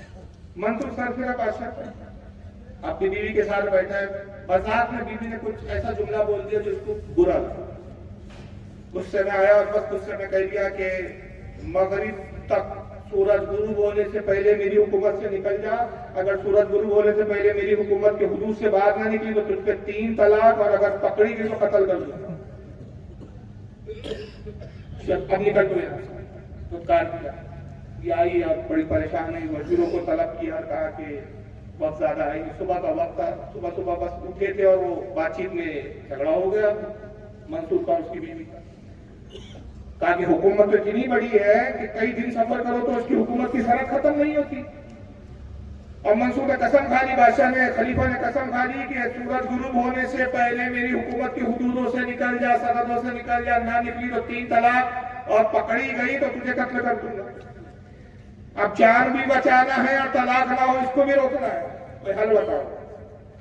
بڑے بڑے وزراء جو تھے خاموش، کوئی جواب نہیں۔ بات تو صحیح ہے، اگر تیز رفتار کتنا ہی تیز رفتار گھوڑا ہو اس پر بٹھا بھی دیا جائے تو بادشاہ کی حکومت اتنی پھیلی بھی ہے کہ تو اس سڑک کو پار نہیں کر سکتی، تجھے تو صرف سلیمان علیہ السلام کا تخت ہی لے جا سکتا ہے، اور وہ آنے سے رہا۔ ایک وزیر نے کہا وہ امام اعظم ابو حنیفہ رضی اللہ تعالیٰ عنہ کا بہت حقیق ہے، کہا اس مسئلے کا جواب اگر کسی کے پاس ہے تو امام اعظم کے پاس، ان کے پاس۔ ملکہ عالیہ نے پالکی بلائی، امام اعظم کے گھر حاضر ہوتی ہے، سلام عرض کیا، کہا حضور ایسا ایسا مسئلہ ہے، میں آپ کے پاس آئی، بس اب آپ سے امید ہے۔ آپ مسکرائے، کہا فکر مت کرو، نہ طلاق ہوگی نہ قتل کی جاؤ۔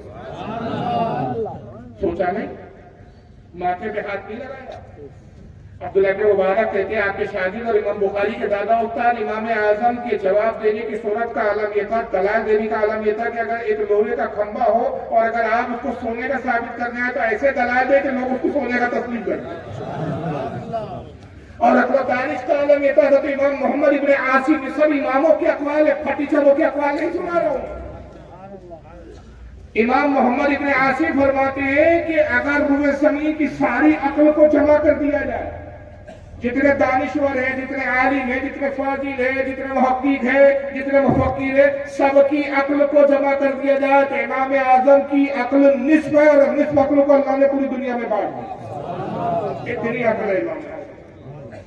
پھر بدی جواب آیا، نہ گھبراؤں گی، نہ قتل کی جاؤں گی، نہ طلاق ہوں، بیٹھو آرام سے۔ اپنی بیوی کو بلایا، کہا ملکہ عالیہ کو کھلاؤ پلاؤ، خاطر نوازی کرو، یہ ہماری مہمان۔ تھوڑی تسلی ہوئی ملکہ عالیہ کو۔ ظہر کا وقت ہوا، امام اعظم پاس ہی بازو میں مسجد تھی، آپ کی ہی تعمیر کرتا، مسجد میں گیا، نماز پڑھ لے، نماز پڑھ کے آئے کہ کہتی حضور وقت ہو گیا، ظہر ہو گئی، حضرت مغرب کا وقت زیادہ نہیں رہا، اصل کے بعد سے مغرب ہے، سورج غروب ہو گیا، بادشاہ کے سپاہی مجھے تلاش کر رہے ہوں گے، بادشاہ نے اب تک تو اپنے سپاہیوں کو پھیلا دیا ہوگا کہ ڈھونڈو ملکہ کو۔ اس نے کہا اگر پکڑی کے تو قتل کروں گا، طلاق کی۔ حضور کچھ کرامت دکھائے، کرامت سے مجھے غائب کر دیں۔ آپ نے فرمایا کوئی کرامت کی ضرورت ہے، اطمینان سے آپ کھائیے پیجیے آرام سے۔ عصر کی اذان، آپ پھر گئے مسجد میں نماز پڑھے، پھر واپس آ گئے۔ اب بیگم عالیہ جو ہے، بیگم کا ملکہ تھا، بلڈ پریشر آئی ہوا ہے۔ بولے حضور اب تک تو آپ کچھ کر ہی نہیں رہے، بس اٹھتے جاتے نماز پڑھتے واپس آتے، کچھ کر ہی نہیں رہے ہیں، نہ سواری کا انتظام، نہ کوئی کرامت، نہ کوئی طاقت، نہ کوئی دعا، کچھ نہیں، بس ہو جائے گا ہو جائے گا، کب تک تسلی پہ کام چلے گا؟ سرکار کچھ تو کیجیے۔ میں نے کہا نا میرا وعدہ ہے کہ نہ قتل کی جاؤں گی نہ طلاق۔ بادشاہ تمہیں خوبا خوشی اپنے محل لے جائے گا اور عزت کے ساتھ رکھے۔ اب مغرب کا وقت قریب آئے، اب بیگم دوڑ گئے، حضور مغرب کا وقت قریب ہے، بس سورج غروب ہونا چاہتا ہے۔ آپ نے اپنے غلام کو آواز دکھائی، ادھر آؤ۔ راجہ کے سپاہی ڈھونڈ رہے ہوں گے خلیفہ کے، ان کو جا کے کہنا کہ ملکہ جو ہے نعمان ابن ثابت کے گھر میں چھپی ہوئی ہے، آگے ہی رہ گیا، یعنی جاہز کے گا، کم سے کم چھپی بھی تو تھی، تلاش ہو رہی تھی، سپاہیوں کب تک ملی تو نہیں، ان کا گمان بھی نہیں گیا تھا کہ ملکہ جو امام ابو حنیفہ کے گھر پر چھپی ہوں گی۔ اب خود ہی خبر دلوا رہے، وہ رونے لگی، کہا حضور آپ نے تو میرے ساتھ غداری کی، آپ تو کہہ رہے تھے وعدہ ہے کہ نہ قتل کی جاؤں گی نہ طلاق ہوں گی، اور آپ خود ہی اب مخبری بھی کر رہے ہیں۔ آپ میں نے وعدہ کیا ہے، ابو حنیفہ کا وعدہ پکا ہے، سبحان جاؤ بادشاہ تک خبر جانی چاہیے۔ غلام پہنچا، اسے چند سپاہی تلاش کر رہے تھے، پوچھا کہ آپ ملکہ کو ڈھونڈ رہے ہو؟ کہا جاؤ اپنے بادشاہ کو خبر دو، خلیفہ کو خبر دو، وہ ہمارے آقا ابو حنیفہ کے گھر چھپی۔ بادشاہ کو خبر دے تو بڑے جلال میں آیا، ابھی تک اسے آیا کہ ابو حنیفہ نے پتا دیے، ابو حنیفہ کو بھی سزا۔ غلام نے کہا کہ جب بادشاہ کو آتے ہوئے دیکھے تو فوراً مجھے آواز دیا، دروازے پہ کھڑا کر تو دیکھا دور سے بس بادشاہ آ کہا حضور بادشاہ نظر آ رہا ہے۔ آپ نے کہا ملکہ عالیہ برقع پہنیے، فوراً چلیے، برقع پہنایا، بازو نہیں مسجد کی، مسجد میں لا کے بٹھا دیا۔ بادشاہ آیا، کہاں ملکہ؟ کہا مسجد میں۔ کہا اس کو قتل کرو، اور اس کی تو طلاق بھی ہوگی، قتل کرو۔ کہا بادشاہ تو اس کو قتل نہیں کرتا اور طلاق بھی نہیں۔ کہا وہ کیسے؟ کہ آپ کی قسم کو دہرا، تم نے قسم کھا کے کہا کہ اگر تو غروب ہونے سے، سورج غروب ہونے سے پہلے میری سرحد سے نہیں گئی تو قتل بھی کروں گا، طلاق بھی واقع ہوں گی۔ اب تو یہ بتا کہ چچا گئے بیٹھی، کیا یہ تیری حکومتوں کی سرحدوں میں آتا ہے؟ یہ تیری حکومت ہے؟ یہ تو اللہ کا گھر ہے، یہاں اللہ کی حکومت ہے۔ اگر تو دعویٰ کرتا ہے تو ملکی ہے خدا۔ بس بادشاہ نے جیسے سنا قدموں میں گر گیا تھا، سرکار یہاں میری حکومت ہے، یہ تو اللہ کی حکومت ہو گئی۔ رجا نہ طلاق ہوئی نہ دوپٹے کر سکتا، اپنی بیوی سے راضی ہو جاؤ لے جاتا. خدا کی قسم ہے نعمان جب تک آپ ہے لوگ اسی طرح فلاح پاتے ہیں. ہم کتنا ہی مشکل سے مشکل پیچیدہ مسئلہ کر لیں، جب تک آپ ہے وہ مسئلے نہیں. آپ مسئلے کو یوں حل کرتے ہیں. اور ایک شخص آتا ہے آپ کے پاس بطور امتحان، آئیں ذرا ابو حنیفہ کا علم کو دیکھ لیں بھائی. شاگرد بیٹھے ہوئے ہیں، کہتا ہے ابو حنیفہ ایک سوال ہے میرا. پوچھیے. کہا اس شخص کے بارے میں آپ کیا کہتے ہیں؟ ایک شخص کے بارے میں فتویٰ لینے آئے. ایک شخص ایسا ہے کہ جو مردار کھاتا ہے، دیکھے گواہی دیتا ہے، جس کو دیکھا نہیں اس کی گواہیاں دیتا ہے اس بارے میں. اللہ کی رحمت سے بھاگتا ہے، موت کا خوف نہیں، جنت کی لالچ نہیں، جہنم کا ڈر نہیں، بنا رکوع اور سجود کی نماز پڑھتا، نہ سجدہ کرتا ہے نماز میں، نہ رکوع کرتا ہے اور کہتا ہے نماز پڑھ. عجیب نماز ہے. اس کے بارے میں آپ کا کیا خیال ہے؟ آپ نے اپنے شاگرد فرمایا بتاؤ اس شخص کے بارے میں تم کیا کہتے؟ فتنے کو پسند کرتا ہے، یہ فتنے کو پسند کرتا ہے، بڑی محبت ہے فتنے سے، محبت کرتا ہے. بتاؤ اس شخص کے بارے میں کیا پسند؟ ہم نے بنا غور و فکر کیے ایک زبان یک زبانوں کے کہا حضور ایسا شخص بدترین کافی ہے، بن دیکھے گواہی دیتا ہے، اللہ کا خوف نہیں جس کو، جہنم کا ڈر نہیں ہے، جنت کی لالچ نہیں، مردار کھاتا ہے، بنا رکوع سجود کی نماز پڑھتا ہے، اللہ کی رحمت سے بھاگتا ہے. یہ تو انتہائی بدترین شخص ہے حضور، مسلمان مومن نہیں. آپ مسکرائے کہا یہ تو اللہ کا بہت بڑا ولی ہے. جاؤ فتویٰ یہ کہ اللہ کا ولی ہے. حضور کیسے ولی ہے؟ نہ سنو، بن دیکھے جو گواہی دیتا ہے وہ رب تبارک و تعالیٰ ہے. رب کو دیکھا نہیں گواہی دیتا ہے اشہد ان لا الہ الا اللہ، گواہی دیتا ہوں میں کہ اللہ ہے، جبکہ حالانکہ رب کو دیکھا.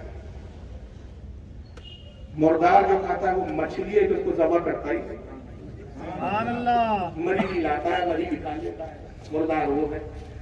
بنا رکوع اور سجود کی جو نماز پڑھتا ہے وہ نماز جنازہ ہے. جب بھی کسی محلے میں کسی کی میت ہوتی جنازہ کبھی نہیں چھوڑتا، اور جنازے میں نہ رکوع کرتا ہے نہ سجود کرتا ہے. اور فتنے کو پسند کرتا ہے. قرآن نے اولاد کو فتنہ کہا، اولاد سے بڑی محبت کرتا ہے. سبحان اللہ. اور رہا یہ کہ اللہ کی رحمت سے بھاگتا ہے. بارش اللہ کی رحمت ہے، بارش ہوتی ہے، بارش میں بھیگتا نہیں ہے، بھاگ جاتا ہے. سبحان اللہ. بارش میں بھیگتا نہیں ہے، اللہ کی رحمت ہے. اور کہا کہ کیا تھا کچھ رہ گیا. ہاں، جہنم کا خوف نہیں، اس لیے کہ اللہ کو غفور رحیم جانتا ہے. یہ گمان رکھتا ہے کہ اللہ کو جنت کی عطا کرے. اور جنت کی لالچ اس لیے نہیں کہ دیدار خدا کا متلاشی ہے، جنت کی لالچ نہیں ہے. اور خوف الہی اس لیے نہیں کہ وہ کہتا ہے مولا جب تجھ پر ایمان لایا، تجھ پر تیرے رسول پر ایمان ہے تو یقیناً تیری رحمت جو ہے وہ غضب پر غالب ہے، تو بخشش ہی فرمانے والا. اس دنیا کو رب سے ڈرتا ہے. یہ تو اللہ کا ولی ہے. اس نے کہا ابو حنیفہ آپ نے سچ کہا ہے، یقیناً آپ وقت کے بعد. میں اس کر رہا ہوں کہ یہ فقہات کا معاملہ ہوتا ہے. فقی اور ہوتا ہے، محدث اور ہوتا ہے. حدیث ہوتی ہے لیکن حدیث کا فہم الگ چیز ہے. امام احمد ابن حنبل جب امام شافعی سے پڑھنے گئے، اچھا امام شافعی کون ہے ذرا ان کا تعارف بتا. سیدھی کچی اتفاق ہے، جس دن امام اعظم ابو حنیفہ کا انتقال ہوا اسی دن امام شافعی کی پیدائش. ایک امام جا رہا ہے، دوسرا امام آ رہا ہے. امام سے زمین خالی ہے. اور دوسرا میں بتا دوں امام اعظم کا مطلب میں نے عرض کیا کہ امام شافعی کس کے شاگرد ہیں؟ امام مالک کے بھی شاگرد تھے اور بھی وہ ائمہ، لیکن ان میں جو سب سے زیادہ جن سے انہوں نے پڑھا وہ امام محمد کی شاگرد. اب امام محمد کی شاگردی میں امام شافعی کیسے آئے؟ جتنے ائمہ ہیں سب کے دادا پردادا استاد امام اعظم ابو حنیفہ سب کے چہرے. اور امام شافعی فرماتے ہیں کہ تمام فقیہوں کے باپ کا نام نعمان ابن ثابت. اگر امام اعظم ابو حنیفہ نہ ہوتے تو وہ زمین پر کوئی فقیہ پیدا ہی نہ. سب کے باپ. امام احمد ابن حنبل، امام شافعی رحمۃ اللہ علیہ، امام محمد کے جو ہے شاگرد ایسے بنے کہ امام شافعی جن کا نام ہے محمد ابن ادریس، محمد نام ہے، والد کا نام ادریس ہے. ان کے والد ادریس کا انتقال ہو گیا. آپ کی والدہ نے امام محمد سے نکاح کیا. اس وقت کم سن تھے امام شافعی رحمۃ اللہ، تو سوتےلے باپ سے امام محمد اپنے سوتےلے باپ سے پڑھا. اور امام محمد کس کے شاگرد ہیں؟ امام اعظم ابو حنیفہ رضی اللہ عنہ. یہ سلسلہ کلامی ہے. اور امام شافعی استاد امام احمد ابن حنبل کے. امام احمد ابن حنبل نے محدث ہونے کے بعد فقہات کا علم، فقہ کا علم امام شافعی رحمۃ اللہ سے حاصل کیا، اور امام احمد بن حنبل کی فضیلت میں صرف ایک بات عرض کر دو، غوث اعظم شیخ عبد القادر جیلانی ان کے مقلد ہیں۔ اندازہ لگائیے یہ سلسلہ ہے تو کیا عالم ہوگا ہمارے یہاں۔ امام احمد بن حنبل سے کسی نے پوچھا کہ فقیہ کون ہے، فتویٰ دینے کا حق کسے ہے؟ یاد رکھیے فتویٰ دینے کا حقیقی حق مجتہد کو ہے۔ اب سوال یہ پیدا ہوتا ہے کہ آج جو فتویٰ دیتا ہے اس کو بھی مفتی کہتے ہیں۔ بہار شریعت میں علامہ امجد علی علیہ رحمۃ اللہ نے باقاعدہ یہ بات لکھی ہے، فتح رضویہ میں بھی اعلیٰ نے اس کا ذکر کیا، اور بھی محدثین علماء نے ذکر کیا ہے کہ حقیقی فتویٰ دینے کا حق فقیہ کو ہے، فقیہ کو ہی مفتی کہا جاتا ہے۔ اب آج جب وہ ہم جن کو مفتی کہتے ہیں، یہ در حقیقت وہ مفتی نہیں ہے جو فتویٰ دینے کا جو اہل ہے، بلکہ یہ مفتی ناقل۔ مفتی ناقل کسے کہا جاتا ہے؟ جو مجتہد کا قول نقل کر دیتے ہیں، فلاں مجتہد کی یہ رائے ہے، خود اجتہاد اور خود تحقیق کی صلاحیت نہیں رکھتے، لیکن حقیقی جو ہے۔ امام احمد بن حنبل سے پوچھا، اس کو کس نے لکھا؟ اس کو ابن قیم جوزیہ نے اپنی کتاب اعلام الموقعین میں لکھا ہے۔ امام احمد بن حنبل سے کسی نے پوچھا کہ فقیہ کب فتویٰ دینے کا ہے، تب وہ فقیہ ہوتا ہے اور فتویٰ دینے کا ہے۔ کہا کہ اس کو رسول اللہ کی بڑی کثیر حدیث ہے۔ کہا اگر 1,00,000 حدیثوں کا حافظ ہو تو کیا وہ فتویٰ دے سکتا ہے؟ فرمایا لا، نہیں۔ کہا 2,00,000 حدیثوں کا حافظ ہو تو فتویٰ دے سکتا ہے؟ فرمایا نہیں۔ کہا 3,00,000 حدیثوں کا حافظ ہو تو فتویٰ دے؟ کہا نہیں۔ کہا 4,00,000 حدیثوں کا حافظ ہو تو فتویٰ دے؟ فرمایا نہیں۔ کہا 5,00,000؟ کہا نہیں۔ 6,00,000؟ فرمایا ہاں۔ جب 6,00,000 حدیثوں کا حافظ ہو جائے تو اب اس کی صلاحیت اور اس کا اہل ہے کہ وہ فتویٰ دے۔ یہ ہوتا ہے فقیہ۔ 6,00,000 حدیثیں یاد ہو تو فتویٰ دینے کا اور اجتہاد کرنے کی صلاحیت ہے، اور تب وہ اجتہاد کرتا ہے، اس کا مسئلہ امت پر عمل کرنا واجب ہو جاتا ہے۔ امام احمد بن حنبل کئی حدیثوں کے حافظ تھے، ان کے شاگرد حضرت امام عاصم، ان کے ساتھ زیادہ معاف کیجیے، امام عاصم رحمۃ اللہ علیہ فرماتے ہیں میرے والد کو 6,00,000 سے زائد حدیثیں یاد ہیں۔ مسند احمد ان کی حدیث کی کتاب ہے، 24,000 سے زائد کچھ حدیث اس میں انہوں نے نقل کی۔ امام احمد بن حنبل امام شافعی سے پڑھنے کے لیے بھائی علم فقہ ان سے حاصل کرنا ہے، تو ان کو اپنی حدیث دانی پہ بڑا فخر تھا۔ امام شافعی نے دیکھا کہ یہ اپنے حدیث دانی پہ تھوڑا فخر کرتے ہیں، تو جب تک یہ تھوڑی سی ان میں عقل نہیں نکلے گی تب تک یہ شاگردوں کی طرح بیٹھ کے علم حاصل نہیں کریں گے۔ تو امام شافعی نے ان کو سمجھانے کے لیے کہ محدثانہ صلاحیت اور ہے، فقہانہ صلاحیت اور ہے، فقیہ اور ہوتا ہے، محدث اور ہوتا ہے۔ ان سے ایک سوال کیا کہ احمد بن حنبل تم نے بہت حدیثوں کو یاد کیا، اچھا بتاؤ اس شخص کے بارے میں کیا فتویٰ دیتے ہو کہ جس نے قصداً جان بوجھ کے ایک وقت کی نماز چھوڑ دی؟ بتا کر آپ نے کہا کافی ہے۔ اب دلیل کیا ہے؟ آپ کو رسول اللہ کی حدیث، لیکن حدیث سے وہ دلیل لے رہے ہیں، اور وہ یہ بھی کیا کرتے ہیں، اللہ تعالیٰ نے فرمایا، اللہ کے رسول نے فرمایا، سمجھ میں آ رہا کچھ بھی نہیں۔ ارے بھائی پڑھنا اور ہے، سمجھنا اور ہے۔ تو حدیث پاک ہے، رسول اللہ صلی اللہ علیہ وسلم کی حدیث ہے۔ کیا حدیث ہے؟ سرکار کی حدیث ہے، من ترک الصلاۃ متعمدا فقد کفر۔ سرکار صلی اللہ علیہ وسلم فرماتے ہیں جس نے جان بوجھ کر ایک وقت کی نماز چھوڑی وہ کافر ہو گیا۔ تو بھائی اس حدیث کی بنیاد پہ کہتا ہوں کہ جس نے ایک وقت کی بھی نماز چھوڑی وہ کافر ہو گیا۔ امام شافعی رحمۃ اللہ علیہ سوال کرتے ہیں، اچھا احمد بن حنبل یہ بتاؤ ایک شخص نے جس نماز چھوڑ دی، اب اس حدیث کے مطابق اور تمہارے فتوے کے مطابق کافر ہوا، نماز چھوڑنے کے بعد کفر کے بعد پچھتاوا آیا، افسوس ہوا میں تو کفر کر لی، ایمان ہی سے نکل گیا، میں اسلام سے خارج ہو گیا، اور ظاہر اسلام کو پسند کرتا ہے تو دوبارہ اسلام میں آنا چاہتا ہے، تو اب کیا کرے گا اسلام میں آنے کے لیے؟ حضور کلمہ پڑھنے، کلمہ اس کو اسلام میں داخل کر دے گا۔ احمد بن حنبل بتاؤ جس وقت اس نے نماز چھوڑی تھی تو نماز کا منکر بھی نہیں تھا، نماز چھوڑی تھی اس نے، اس وقت نہ کلمے کو چھوڑا نہ کلمے کا منکر تھا، تو کلمے کا جب منکر نہیں تھا تو کلمے کے انکار کی بنیاد پر تو کافر نہیں ہوا، تو جس چیز کی انکار پہ کافر نہیں ہو وہ چیز اس کو اسلام میں کیسے لائیں گی؟ سمجھ آ رہی ہے کہ نہیں؟ بھائی نماز چھوڑ کر کافر بنا، کلمہ چھوڑ کے تھوڑی کافر ہوا کہ کلمہ پڑھے گا تو واپس آ جائے گا، تو کلمہ کو کیسے اسلام میں داخل کرے گا؟ چھوڑی تو نماز ہے، کفر تو نماز کی بنیاد پر ہوا چھوڑنے کی، کلمہ چھوڑنے کی بنیاد پر تھوڑی کافر ہوا۔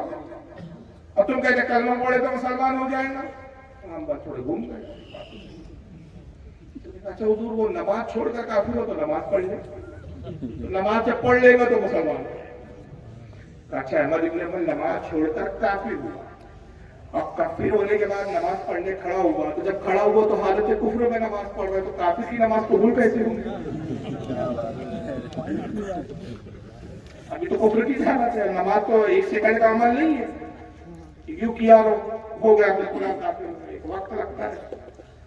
इमाम अहमद इब्न हंबल बिल्कुल सर चकरा गया, घुटनों के बल बैठे, दस्तबोसी करते कहते उस्ताद यही सीखने के लिए तो आपके बारे में अहमद इब्न हंबल सीखने आए हो तो ये ना समझो कि अंडा बड़ा भरा हुआ है, अगर भरा हुआ समझोगे तो फिर डाला क्या जाएगा।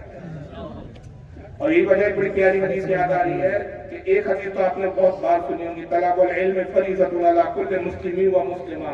आप फरमाते हैं कि इल्म दीन का हासिल करना हर मुसलमान मर्द और औरत पर फर्ज है। हर आदमी को इल्म दीन हासिल करना है, कितना? जो उसकी नमाज को दुरुस्त कर दे, उसके रोजे को दुरुस्त कर दे, उसकी तिजारत के उसूल को का पता दे दे, यानी अपने जरूरियात का इल्म हासिल करना हर मुसलमान पर लाजमी जरूरी है। और फिर ज्यादा गहराई में जाना यह हाजी मुकर्रम है, फर्ज किफाया है। लेकिन एक हदीस बड़ी प्यारी याद आई है, अल्लाह के नबी फरमाते हैं कि इल्म हासिल करो, तुम में से अगर किसी से मुमकिन हो तो वो अपने जूतों को लोहे के जूते बना दे। हालांकि लोहे के जूते कोई पहनता नहीं है, ये समझाने के लिए मुबालगा किया उन्होंने, इनकी इफादियत और इनकी अहमियत को समझाने के लिए। तुम में से अगर किसी से मुमकिन हो वो लोहे के जूते पहन ले और इनके हुसूल के लिए सफर करता रहे यहाँ तक कि वो जूते घिस जाए, खत्म हो जाए, मगर तब भी ये ना समझे कि सब कुछ उसने हासिल कर लिया, यही समझे कि अभी पे खा लिया। तो जब ये सोचता है तो हासिल करता, जिस वक्त इंसान ये सोचता है मैं तो बहुत बड़ा लामा हूं, बस खत्म, इसके बाद तो कुछ है ही नहीं, तो याद रखिए कि उससे बड़ा फिर कोई जाहिल नहीं। यही चीज हजरत इमाम अहमद इब्न हंबल को समझाना चाह रहे इमाम शाफई कि अगर सीखने आए हो तो अपने आप को खाली हल्के की तरह समझो, अगर भरा हुआ समझोगे तो फिर मैं क्या डालूं। अब बताइए कि इस हदीस का मतलब क्या था? ये तो जाहिरी मतलब है तुम जो मुहद्दिसीन लेते हैं, हम फकीह वो है जो हदीस पर गौर और फिक्र करते हैं और उसके बातिन को देखते हैं, हम बातिन का मायने अखज़ करते हैं। याद रखो कि कलमा जो है वो मुसलमान बनाने के लिए ज़रूरियात दीन में नमाज फर्ज है, लेकिन ईमान एक अलग शय है। ईमान क्या है? अल्लाह की तौहीद का इकरार, रसूल की रिसालत का इकरार, क़यामत का इकरार, अज़ाब का इकरार, फरिश्तों का इकरार, आसमानी किताबों का इकरार। ये ईमानियात में नमाज फर्ज है, उसको छोड़ने वाला अहमद इब्न हंबल सुनो वो गुनाहगार होता है। हुजूर की हदीस का मफहूम ये है कि जिसने कसदन एक वक्त की नमाज छोड़ी उसने गोया काफिरों वाला काम किया। काफिर नहीं हुआ बल्कि क्या किया? काफिरों वाला काम किया। इमाम शाफई ये फतवा तो बहुत बाद में दे रहे हैं, इमाम अबू हनीफा के ज़माने में तो पैदा भी नहीं हुए, लेकिन उससे बहुत पहले हमारे इमाम आज़म अबू हनीफा क्या फतवा देते हैं। ये हदीस जब उनके सामने पेश की जाती है कि हुजूर अल्लाह के नबी की हदीस है, मन तरक सलात मुतअम्मिदन फक़द कफ़र। आप इस बारे में क्या कहते हैं? फरमाते हैं अल्लाह के रसूल की मंशा ये है कि ये नमाज छोड़ना काफिरों वाला काम है, वो काफिर नहीं होगा ज़ाहिरन, काफिरों की तरह काम किया तो उसको हम फासिक कहेंगे और बादशाह इस्लाम पर लाजिम है कि बेनमाजी को कैद करे और उस वक्त तक कैद में रखे जब तक वो सच्ची तौबा करे। यहाँ से एक बात भी पता चलती है कि मुसलमान पर नमाज पढ़ना कितना बड़ा अहम फर्ज है। अगर हम बेनमाजी है तो ये हमारा खुलेआम घूमना फिरना शरीयत में जायज नहीं, हमारा ये खाना पीना जायज नहीं, बल्कि हम किस चीज के मुस्तहिक है कि हमको कैद में रखा जाए।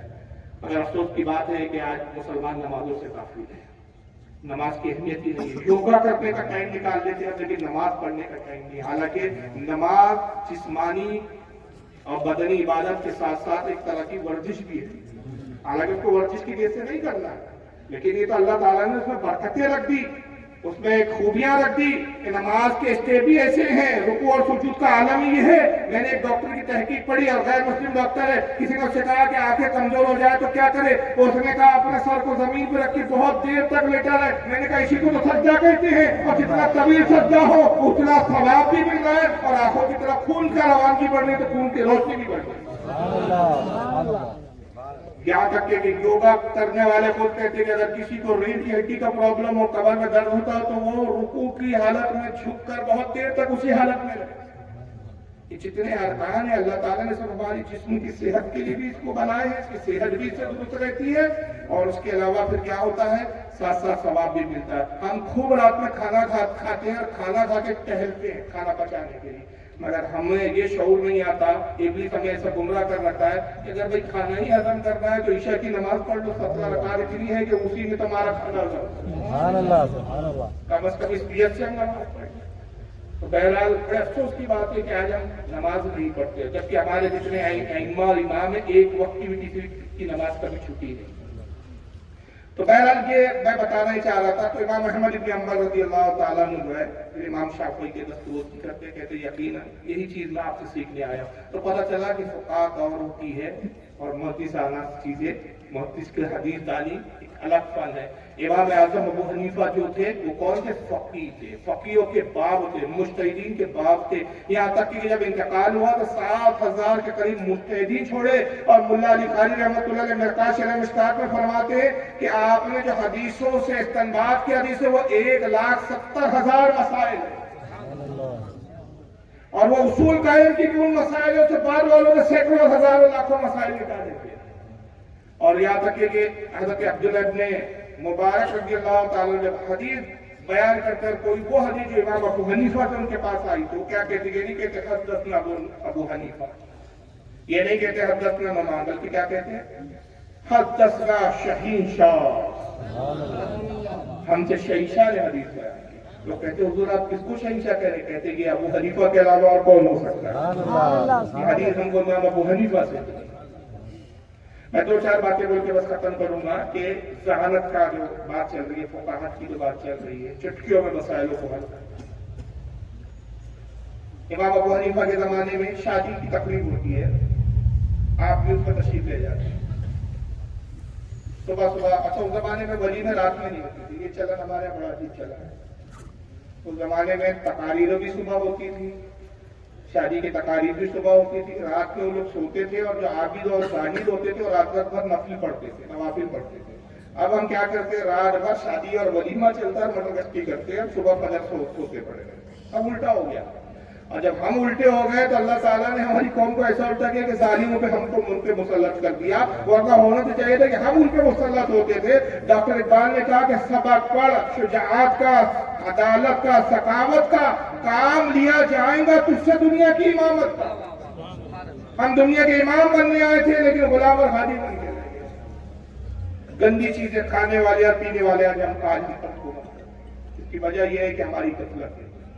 تو صبح ولیمہ تھا، وہ بڑے بڑے علماء آئے ہوئے تھے، امام ابو حنیفہ کو بھی بلایا گیا۔ تو جیسے پہنچے تو 2 لڑکوں کی شادی ہوئی تھی، 2 سگی بہنیں، 2 سگے بھائی تھے، ان کی 2 سگی بہنوں سے ہوتی، ایک بھائی کے نکاح میں ایک بہن تھی، دوسرے بھائی کے نکاح میں دوسری بہن تھی۔ لڑکوں کا باپ چیختا ہوا آتا، حضور غضب ہو گیا، غضب ہو گیا۔ کہا کیا ہوا؟ کہا کل رات اندھیرے میں دلہنوں کی تبدیلیاں ہوئی، جس کے ساتھ جس کا نکاح ہوا وہ دلہن دوسرے کے بعد کمرے میں چلے گئی، اور جس کا نکاح اس سے ہوا تو اس کی دلہن اس کے کمرے میں۔ غضب ہو گیا، حضور کیا کریں؟ امام ابو سفیان کی اس بات کی سنت، یہ بھی بہت بڑے محدث تھے امام ابو سفیان۔ تو امام ابو سفیان سے پوچھا گیا کہ آپ کیا کہتے ہیں؟ کہا غلطی ہوئی، جان بوجھ کے تو کیا نہیں، اللہ معاف کرنے والا، قصدن تو ہوا نہیں۔ تو جس کا جس سے نکاح ہوا بیوی تو اسی کی ہے، اب کیونکہ غلطی سے کام ہوا تو اس کو زنا تو نہیں کہا جائے، زنا جو ہوتا ہے وہ قصدن ہوتا ہے، یہ تو غلطی ہوئی ہے نا، اور غلطی کا خیال اور احساس بھی نہیں تھا۔ تو جس کا نکاح جس سے ہوا وہ اسی کی بیوی ہے، لہذا اس کی بیوی اس کو اس کے حوالے کر دی جائے۔ لیکن اس پہ ایک تھوڑا سا یہ چیز کی تھی، اور لوگوں نے امام ابو سفیان کی تائید کی، امام اعظم ابو حنیفہ کا۔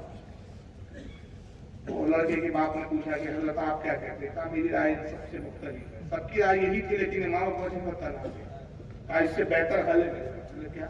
کہا دونوں لڑکوں کو بلا، 2 لڑکوں کو بلایا۔ آپ نے پہلے لڑکے سے پوچھا کہ جس لڑکی کے ساتھ، جس عورت کے ساتھ تم نے رات گزاری وہ تمہیں پسند تھی؟ وہ اچھی تھی۔ دوسرے سے پوچھا جس لڑکی کے ساتھ تم نے رات گزاری وہ بھی تمہیں پسند تھی؟ کہا جس لڑکی کے ساتھ تم نے رات گزاری وہ تمہارے بھائی کی بیوی تھی، تو نے جس کے ساتھ رات گزاری ہوئی اس بھائی کی بیوی تھی، ایسا کر تو اس کو طلاق دے، تو اس کو طلاق دے۔ اب جس نے جس لڑکی کے ساتھ رات گزارا اس کے ساتھ اس کا نکاح کر دیا۔ سبحان اللہ سبحان اللہ، بتائیے کتنا بہترین ہے۔ امام اعظم کے زمانے میں شخص آتا ہے، مزدوری کر کے آیا، تھکا کھانا ہے، بیوی سے پانی لے آیا۔ عورتوں کی عادت ہوتی ہے، کوئی سہیلی وغیرہ مل جائے تو باتوں میں ایسی مشغول ہوتی ہے سب بھول جاتے ہیں۔ پانی لانے پہنچی، پڑوس میں ایک عورت نے آواز دی، اس سے بات کرنے لگی، ہاتھ میں گلاس ہے، گفتگو کرنے لگی، بات طویل ہو گئی۔ یہ غصے میں تڑپ رہا ہے کہ میں بھوکا پیاسا آیا ہوں مزدوری کر کے، پانی کے لیے بولا تھا، فقط کہاں الجھ کے بیٹھی؟ پانا گرم ہو رہا ہے، آواز دی، ارے پانی پلائیں گی کہ نہیں پلائیں گی؟ ہاں آ رہی ہے۔ آتی ہے، اس کے غصے میں کہہ دیا، اب پانی لا رہی ہے، میرے پیاس کا احساس نہیں، اگر اس پانی کو تم نے اب مجھے پلایا تو 3 طلاق، کسی اور کو پلایا تو 3 طلاق، پھینک دیا تو 3 طلاق، رکھ دیا تو 3 طلاق۔ خود پیتی ہے، اب تو نے خود پیا تو بھی، خود پیا تو طلاق، مجھے پلایا تو طلاق، مجھے بھی ایسی پی لو تو بھی طلاق، کسی اور کو پلایا تو بھی طلاق، رکھ دیا اسی پانی کو چھوڑ دیا تو بھی طلاق۔ گھبرا گئی، پہلا پکڑی گئی، کیا کہہ دیا؟ کہا بچوں نکل گیا۔ کچھ دیر بعد غصہ ٹھنڈا ہوا تو خود افسوس ہوا، ارے تو نے حرکت ایسی کی کہ میں نے غصے میں کہہ دیا۔ تو کہتی جاؤ امام ابو حنیفہ کے پاس جاؤ، اس کا جواب کوئی نہیں۔ بھاگتا ہوا کہ حضور ایسا ایسا معاملہ ہے، آپ اس کو آتے کہ ہر دن پانی کے گلاس میں کپڑا ڈالو، پانی جب گلاس میں کپڑا جذب کر لے ہوا میں سکھا دو، پانی غائب ہو گیا، نہ رکھا پانی کو، نہ خود پیا نہ پلایا۔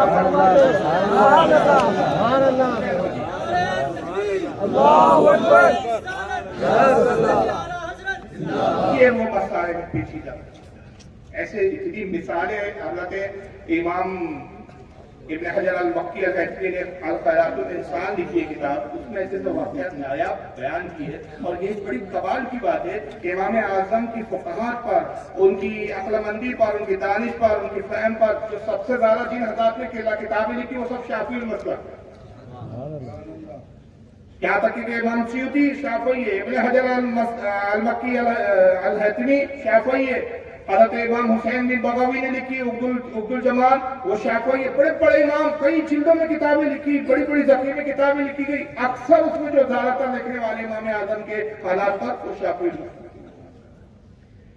ایک شخص نے قسم کھائی امام اعظم کے زمانے میں، انڈا نہیں کھاؤں گا، سیدھی بات کہتا ہے۔ اب ایک دن جب آپ جا رہے ایک دوست کو دیکھا کہ ایک چیز چھپائے لا رہا ہے، اس نے دیکھ لیا تو اس نے چھپانا شروع کیا، اچھا کوئی قیمتی چیز ہے، مجھ سے چھپا رہا ہے، کون بتا؟ اصل میں اب وہ کیوں چھپا رہا تھا، آگے راستے کے قریب پہنچا، کہا کیوں میاں کوئی چیز لائے ہو کھانے کی، ہم سے چھپا رہے؟ ارے یار تیرے کھانے کی رہنے دے، تو تکلیف مت کر، لائے میں تو کھاؤں گا۔ ارے یار میں نے کہا نا تیرے کھانے کی لائے نہیں، ہمیں 200 کے نہیں کھلاتے، قسم خدا کی کوئی چیز تیرے جو پاس ہے وہ کھاتے ہو۔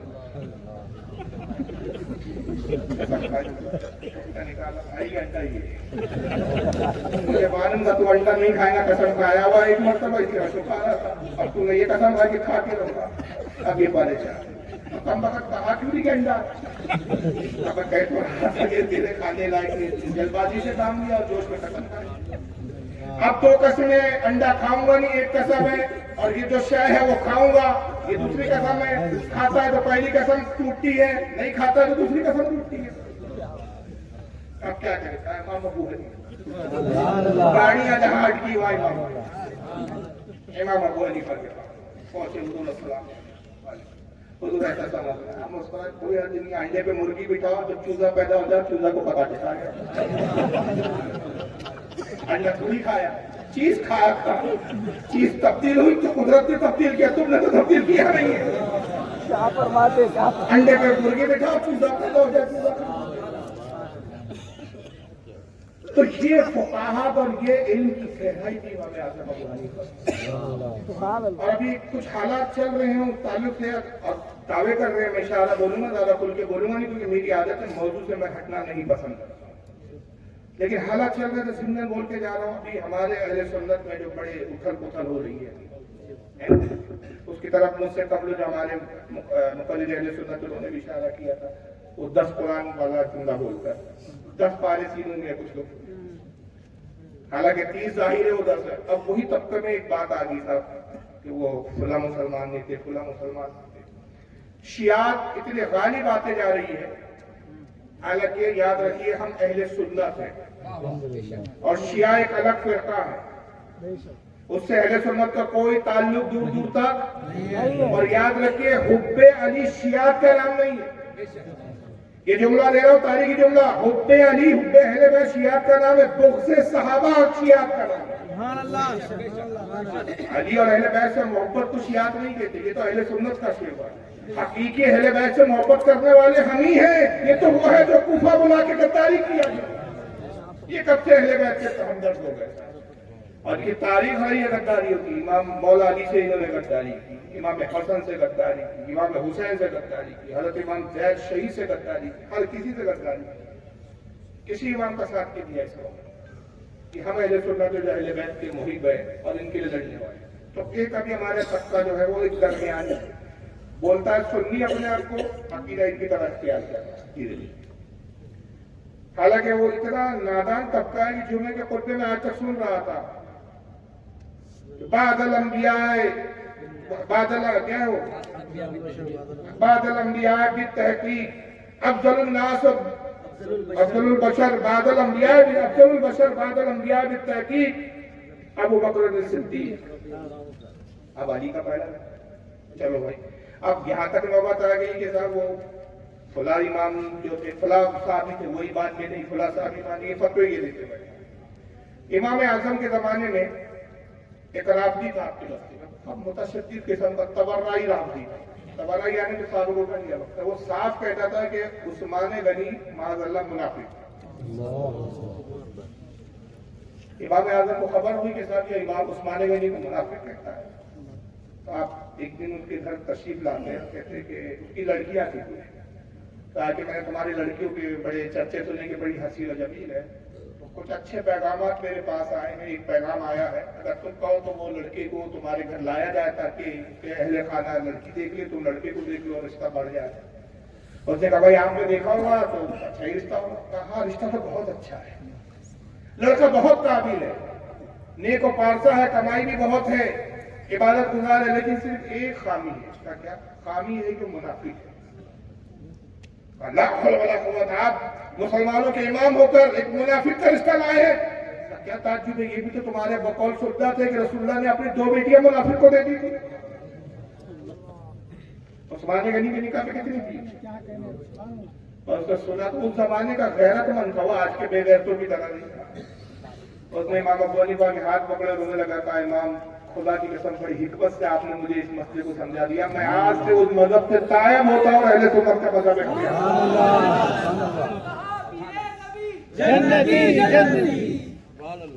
تو کتنی آسانی سے مسئلے کو سمجھا دیا, دلائل نہیں دیے, حدیثیں نہیں سنائی, حدیثیں سناتے ہو حدیثوں کا انکار کرتا, ایک پریکٹیکلی بات پیش کر دی کہ اگر نعوذ باللہ من ذالک استغفر اللہ استغفار معاذ اللہ, حضرت عثمان غنی رضی اللہ تعالیٰ عنہ منافق کے کافر ہوتے, نبی اپنی 2 بیٹیاں نکاح میں دیتے, اور جب دوسری بیٹی کا انتقال ہو تو فرمایا اگر میری 100 سے 60 بیٹیاں ہوتی میں ایک کے بعد دیگر عثمان کے نکاح میں بہا دیتا. تو ایک عجیب معاملہ چل رہا ہے. یہاں تک کہ ایک بدبخت شیعہ نے کیا کیا ہوتا, اور ایک رافضی تھا, اس نے 2 گدھے پالے, ایک کا نام عمر رکھ دیا, ایک کا نام ابو بکر. اچھا یہ کوئی بحث نہیں اس طرح ہوتی ہے. اگر آپ اب تو انٹرنیٹ سے بہت کھلے عام یہ چیزیں کر دی جائے, اگر آپ انٹرنیٹ دیکھیں تو تبرہ کھل کر کرتے, لعنت بھیجتے. میری ایک تقریر ہے آپ سنیے نیٹ پر, اس کا نام ہے شیعہ گستاخ صحابہ. عشاء کی نماز میں جو قنوت پڑھتے ہیں اس میں معاذ اللہ ابو بکر کو گالیاں بکتے ہیں. باقاعدہ ویڈیو دکھایا گیا, ان کا مجتہد ہے, ایران کا مجتہد ہے, وہ دعائے قنوت میں لعنت کر, لعنت پر ابو بکر, لعنت اللہ عمر, لعنت اللہ عثمان, اس طرح کے پورے وہ حضرت عائشہ ام المؤمنین سب سے لعنت. کلمہ جو انہوں نے بڑھایا, کلمے کے اندر لعنت ہے, اشہد ان اللہ اکبر, عائشہ, حفصہ, یہ سب کے نام لے رہے ہیں, اس طرح کے کلمے بنا. تو یہ شروع سے ان کی شرارتیں رہی ہے کہ اللہ کے نبی کے اصحاب کو تکلیف پہنچاتے رہے, دشمنی کرتے رہے. ایک بدبخت رافضی تھا, اس نے 2 گدھے پال دی, ایک کا نام رکھا ابو بکر, ایک کا نام رکھا عمر. اچانک ایک دن خبر آئی کہ ایک گدھے نے زور سے لات ماری, اور ایسا سینے پہ لات ماری کہ اس کی الٹ کر دو. امام بولی کو خبر ہے حضور وہ رافضی مارا گیا تھا, کہا کیسے مارا بدبخت, गधे ने ऐसी लात मारी उसके सीने पर, दिल की जगह पर, मर गया। कहा जाओ देख लो, जिस गधे ने मारी उसका नाम उमर होता। क्या कह रहे? किसी के जो पता चला वही उमर था। मैं ये नाम की कोई कदर नाम कर सकता, नाम के साथ जानवरों को ये फरासत थी इमाम अबू हनीफा रहमतुल्लाह अलैह की। और अगर मैं तकवे की बात करूं, मुत्तकी आज़म का नाम इमाम आज़म अबू हनीफा। तकवे का ये आलम, परहेजगारी का आलम कि बस्ती में बकरी चोरी हो गई पड़ोसी। आज तो हम कहीं भी दबिया खा लेते। मुझे तो उस वक्त हैरानी अफसोस होती है, मैं सफर करता हूँ, मेरी आदत है। अल्लाह करे कि ये नेट पे डाले भाई हमारे लोग, ताकि और लोगों तक पहुंचे जहां जहां मैं जाता हूँ। मैं होटल का कभी खाना नहीं, बहुत बचता हूँ। अब बाई चांस बहुत जरूरत पड़ गई, अब लंबा सफर है, 6 घंटे कार का सफर करना है, 5 घंटे, अब बीच में खाने की नौबत आ गई, तो मैं गोश्त कभी होटल में नहीं खाता। कोई कितना ही बोले भाई सुननी है हजरत, सुननी है, मैं क्या नहीं भाई ये सुननी है, इसे गोश्त कहाँ से लाया क्या पता, धंधा करने बैठा उसको धंधे से मतलब है।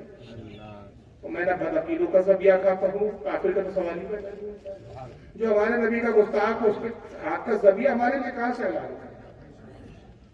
और याद रखिए ग़िज़ा वो होती है पाकीज़ा ग़िज़ा, पाकीज़ा सलात। तफ़सीर रुहुल बयान में एक बात याद आ रही है। तफ़सीर रुहुल बयान में हज़रत इमाम इस्माइल हक़ी रहमतुल्लाह एक वाक़या लिखा है। इमाम गज़ाली के उस्ताद है। किसके उस्ताद है? इमाम गज़ाली तसव्वुफ़ के इमाम, बल्कि मैं कहूँगा तसव्वुफ़ में इमाम मुज्तहिद है।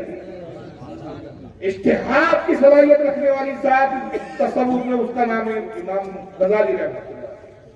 उनके उस्ताद हज़रत इमाम अबुल माली अल जुवैनी, ये बहुत बड़े मुनाज़िर थे, मुनाज़रे करते थे दहलियों से, नेचरियों से, बदअकीदों से, और मुनाज़रे फतेह होते, बड़े बड़े मुनाज़रा में इनको बुलाया जाता है। लेकिन एक अजीब बात है, इनके शागिर्दों ने महसूस की, जब मध्य मुकाबिल कोई दलील पेश करता, कोई बात करता, जब उसकी ये गुफ्तगू सुनते हैं, ये खड़े होते, तो एक लम्हे के लिए इनके बदन पे कपकपी आ जाती, थरथराते थोड़ा सा, फिर ये अपने आप को संभालते, थोड़ा कंट्रोल करते, उसके बाद फिर उसका जवाब देते। ये क्या बात है, जैसे सामने वाला कोई बात पेश करता है, तो ये घबराते, एक लम्हे के लिए कांपते हैं, कपकपी आती है, फिर कंट्रोल करते हैं, फिर जवाब देते हैं। तो एक दिन शागिर्दों ने पूछा, उसको हमने बारहा ये बात को देखा है कि आप जवाब तो दंदान शिकन देते हैं, दुश्मन को लाजवाब कर देते हैं, मगर जैसे ही आप खड़े होते हैं, एक लम्हे के लिए कपकपी आती है, आप थोड़ा घबराते हैं, फिर अपने आप को संभाल के फिर जवाब देते हैं कि कपकपी क्यों आती है, क्या बीमारी है, कोई मर्द है? फरमाया नहीं। असल में मामला यह है कि मेरे वालिद शेख मोहम्मद बहुत मुत्तकी और परहेज़गार थे, वो भी बहुत बड़े बुजुर्ग आदमी थे। मेरी जब विलादत हुई तो मैं पैदा हुआ और मेरी वालिदा का इंतकाल हो गया। मैंने अपनी वालिदा का एक वक्त भी दूध नोश नहीं, वो मर चुकी थी और उस वक्त मेरी भी विलादत हुई। जब मैं पैदा हुआ तो मेरे वालिद साहब दाई की तलाश नहीं थी, कोई दाई का इंतजाम हो जाए। अब मुझे छोड़ के गए तो मैं भूख से बिलखने तड़पने लगा। पड़ोस में एक फाहिशा और बदकार औरत रहती, उसने मेरी चीखों पुकार सुनी, उससे रहा नहीं गया, वो मेरे घर में दाखिल हुई और उसने अपने पिस्तान मेरे मुंह में डाला। अभी मैंने 2 या 3 घूंटी लिए थे कि उसमें मेरे वालिद घर में दाखिल हुआ, जिससे उन्होंने देखा कि उनके बच्चों को, यानी मुझे, वो दाई वो जो है फाहिशा औरत, बेहुदा और गंदी बदकार औरत दूध पिला रही है, उसको जोर से धक्का दिया। इमाम मोहम्मद शेख अबू शेख ने, तेरी कैसी मजाल हुई कि तू मेरे बच्चे को दूध पिलाए, हट जा बदकार, तेरे बच्चे के शिकम में नापाक औरत का दूध नहीं, धक्का दे दिया। और फिर फरमाते कि उन्होंने मेरे मुंह में उंगली डाली और इस हद तक मेरी मुंह में उंगली डाल के वो हिलाने लगे कि मैं खाए करने लगा, उल्टी करने लगा। और उन्होंने इस बात की परवाह नहीं की कि इस बच्चे को पैदा हुए अभी चंद ही लम्हे हुए, इसकी रूह भी कब्ज हो सकती है, ये मर भी सकता है। हत्ता के वालिद बताते हैं कि उल्टी कराने के लिए उनको इतनी सहमत हुई और मुझे खुद इतनी सहमत हुई कि मेरी आंखें बाहर आ गई, सांस जो है मेरी रुक गई एक लम्हे के लिए, और मेरी मुर्दा जैसी कैफियत हुई। और यहाँ तक कि मैंने उल्टी जब तक नहीं की, मेरे वालिद मुतमईन नहीं हुए। जब उल्टी करा चुके तो आपने फरमाया कि पाकीज़ा दूध पाकीज़ा असर लाता है, और बेहुदा दूध जो है बेहयाई और बदअकीदगी लाता है। कहते दूध तो उन्होंने अपने गुमान में, अपने जाम में निकाल दिया, लेकिन वो मेरा ख्याल ये है कि दूध का कुछ हिस्सा मेरे शिकम में शायद रह गया था, जिसका ये अंदाजा लगाइए। दूध के भी असरात होते हैं, ग़िज़ाओं के भी असरात होते हैं। तो ये हमारे इमाम ग़िज़ाओं का इतना ख्याल रखते थे صوفیہ کرام فرماتے ہیں کہ اسلام کی بنیاد 5 چیزوں پر بھی بلکہ 6 چیزوں پر۔ آج تک ہم کیا سنتے ہیں؟ یہ علماء کے اقوال ہے کہ 5 چیزوں پر بنیاد ہے اسلام کی۔ پہلا توحید کلمہ، دوسرا نماز، تیسرا روزہ، چوتھا زکوٰۃ، پانچواں حج۔ صوفیہ کہتے ہیں چھٹا فرض ہے رزق حلال، اور یہ تمام فرائض سے بعد ایمان 4 فرائض سے اہم ہے۔ اگر رزق حلال شکم میں ہے تو نمازیں بھی قبول ہے، روزے بھی قبول ہے، زکوٰۃ بھی قبول ہے، حج بھی قبول ہے، اور شکم میں رزق حرام ہو تو کوئی عبادت قبول نہیں۔ سب منہ پہ بات ہے۔ تو صوفیہ کے نزدیک رزق حلال فرض ہے۔ ائمہ نے بڑا اہتمام کیا۔ امام ابو حنیفہ کے پڑوس میں ایک شخص کی بکری چوری ہوئی، آپ نے قصاب کو بلایا، کہا یہ بتاؤ اگر کسی بکری کو ذبح نہ کیا جائے، اس کو اس کے حال پہ چھوڑ دیا جائے تو عموماً بکری کی عمر کتنی ہوتی ہے؟ تو 7 سال وہ طبعی طور پر اپنی عمر کو گزار سکتی ہے۔ عام طور پر اگر کسی بکری کو ذبح نہ کرے تو 7 سے 8 سال تک وہ رہ سکتی ہے۔ آپ نے اپنے غلاموں کو بلایا، حکم دیا کہ خبردار 7 سال تک اب میرے سامنے گوشت نہ لائے۔ 7 سال گوشت نہیں کھایا۔ حالانکہ شرعاً اگر اس بکری کا بھی گوشت آ جاتا تو شرعاً جائز تھا۔ کیوں؟ چوری آپ نے نہیں کی، وہ تو نگاہوں سے اجھل ہے، آپ اسے غافل ہیں، جرم تو چور نے کیا ہے۔ لیکن احتیاط کا یہ عالم کہ ایسا نہ ہو کہ کسی وقت میرے کھانے کے سامنے جب وہ لایا جائے گوشت تو کوئی اسی چوری والی بکری کا 7 سال آپ سے نہیں کھایا۔ میں کہتا ہوں جو صرف شبہات کی بنیاد پر 7 سال بکری کا گوشت نہ کھائے تو وہ کیا معاذ اللہ شبہات والی حدیثوں کو نبی پاک صلی اللہ علیہ وسلم کی طرف منسوخ کر کے لا کے فقہ کو ترتیب دے سکتا ہے؟ آپ کا فتویٰ یہ ہے امام ابو حنیفہ کا کہ اگر آپ کے کپڑے پر ایک سکے سے کم نجاست لگ جائے، سکے سے کم ہوتا ہے مقدار میں، ایریا اس کا سکے سے کم ہو، اس کپڑے پہ اگر آپ نماز پڑھے تو نماز ہو جائے، یہ آپ کا فتویٰ ہے۔ ایک مرتبہ دیکھنے والا دیکھتا ہے کہ آپ دریا کے کنارے بیٹھے ہوئے ہیں اور اپنے سفید جھبے کو دھو رہے ہیں، رگڑ رہے ہیں برسوں سے۔ تو دیکھا جھبا تو بڑا صاف کلین دکھ رہا ہے، ایک مخصوص حصے کو بہت رگڑ کے دھو رہے ہیں۔ قریب پہنچا دیکھا تو کیچڑ کی ایک چھیٹ لگتی ہے، چھوٹا سا داغ، اس کو آپ نکالنے کی کوشش کریں۔ اور اس نے کہا ابو حنیفہ تعجب کی بات ہے، آپ فتویٰ دیتے ہیں اور فتویٰ یہ دیتے ہیں کہ یہ اتنی کم مقدار میں اگر نجاست ہو تو جائز اس پہ نماز ہو جائیں گی، اور آپ خود ہی اپنے فتوے کے خلاف اس کو بول رہے تھے۔ فرماتے سنو وہ فتویٰ ہے اور یہ تقویٰ ہے۔ فتویٰ اور ہوتا ہے، تقویٰ اور ہوتا ہے۔ یہی وجہ ہے کہ تقوی پر اعلیٰ درجے میں فائز تھے۔ حضرت داتا گنج بخش لاہوری رحمۃ اللہ تعالیٰ علیہ فرماتے ہیں کہ میں بیت المقدس کے لیے زیارت کے لیے گیا اور بیت المقدس میں نے شکرانے کی نماز پڑھی اور ایک دیوار میں ٹیک لگا کے سو گیا تو خواب دیکھتا ہوں کہ اللہ کے نبی صلی اللہ علیہ وسلم تشریف لا رہے ہیں اور آپ کی گود میں ایک ضعیف مرغولا ہے، بڑی محبت سے گود میں لیے ہوئے آ رہے ہیں جیسے بچے کو باپ اپنی گود میں لیتا ہے۔ میں جان گیا کہ یہ کوئی بڑی معزز ترین شخصیت ہے جس کو سرکار نے اپنی گود میں اٹھا رکھا۔ میں قریب گیا، سلام کیا، السلام علیکم یا رسول اللہ۔ اس کے سرکار یہ کون ہے؟ کا داتا ہے گنج بخش، ان کا جو نام تھا علی حجوری ہے۔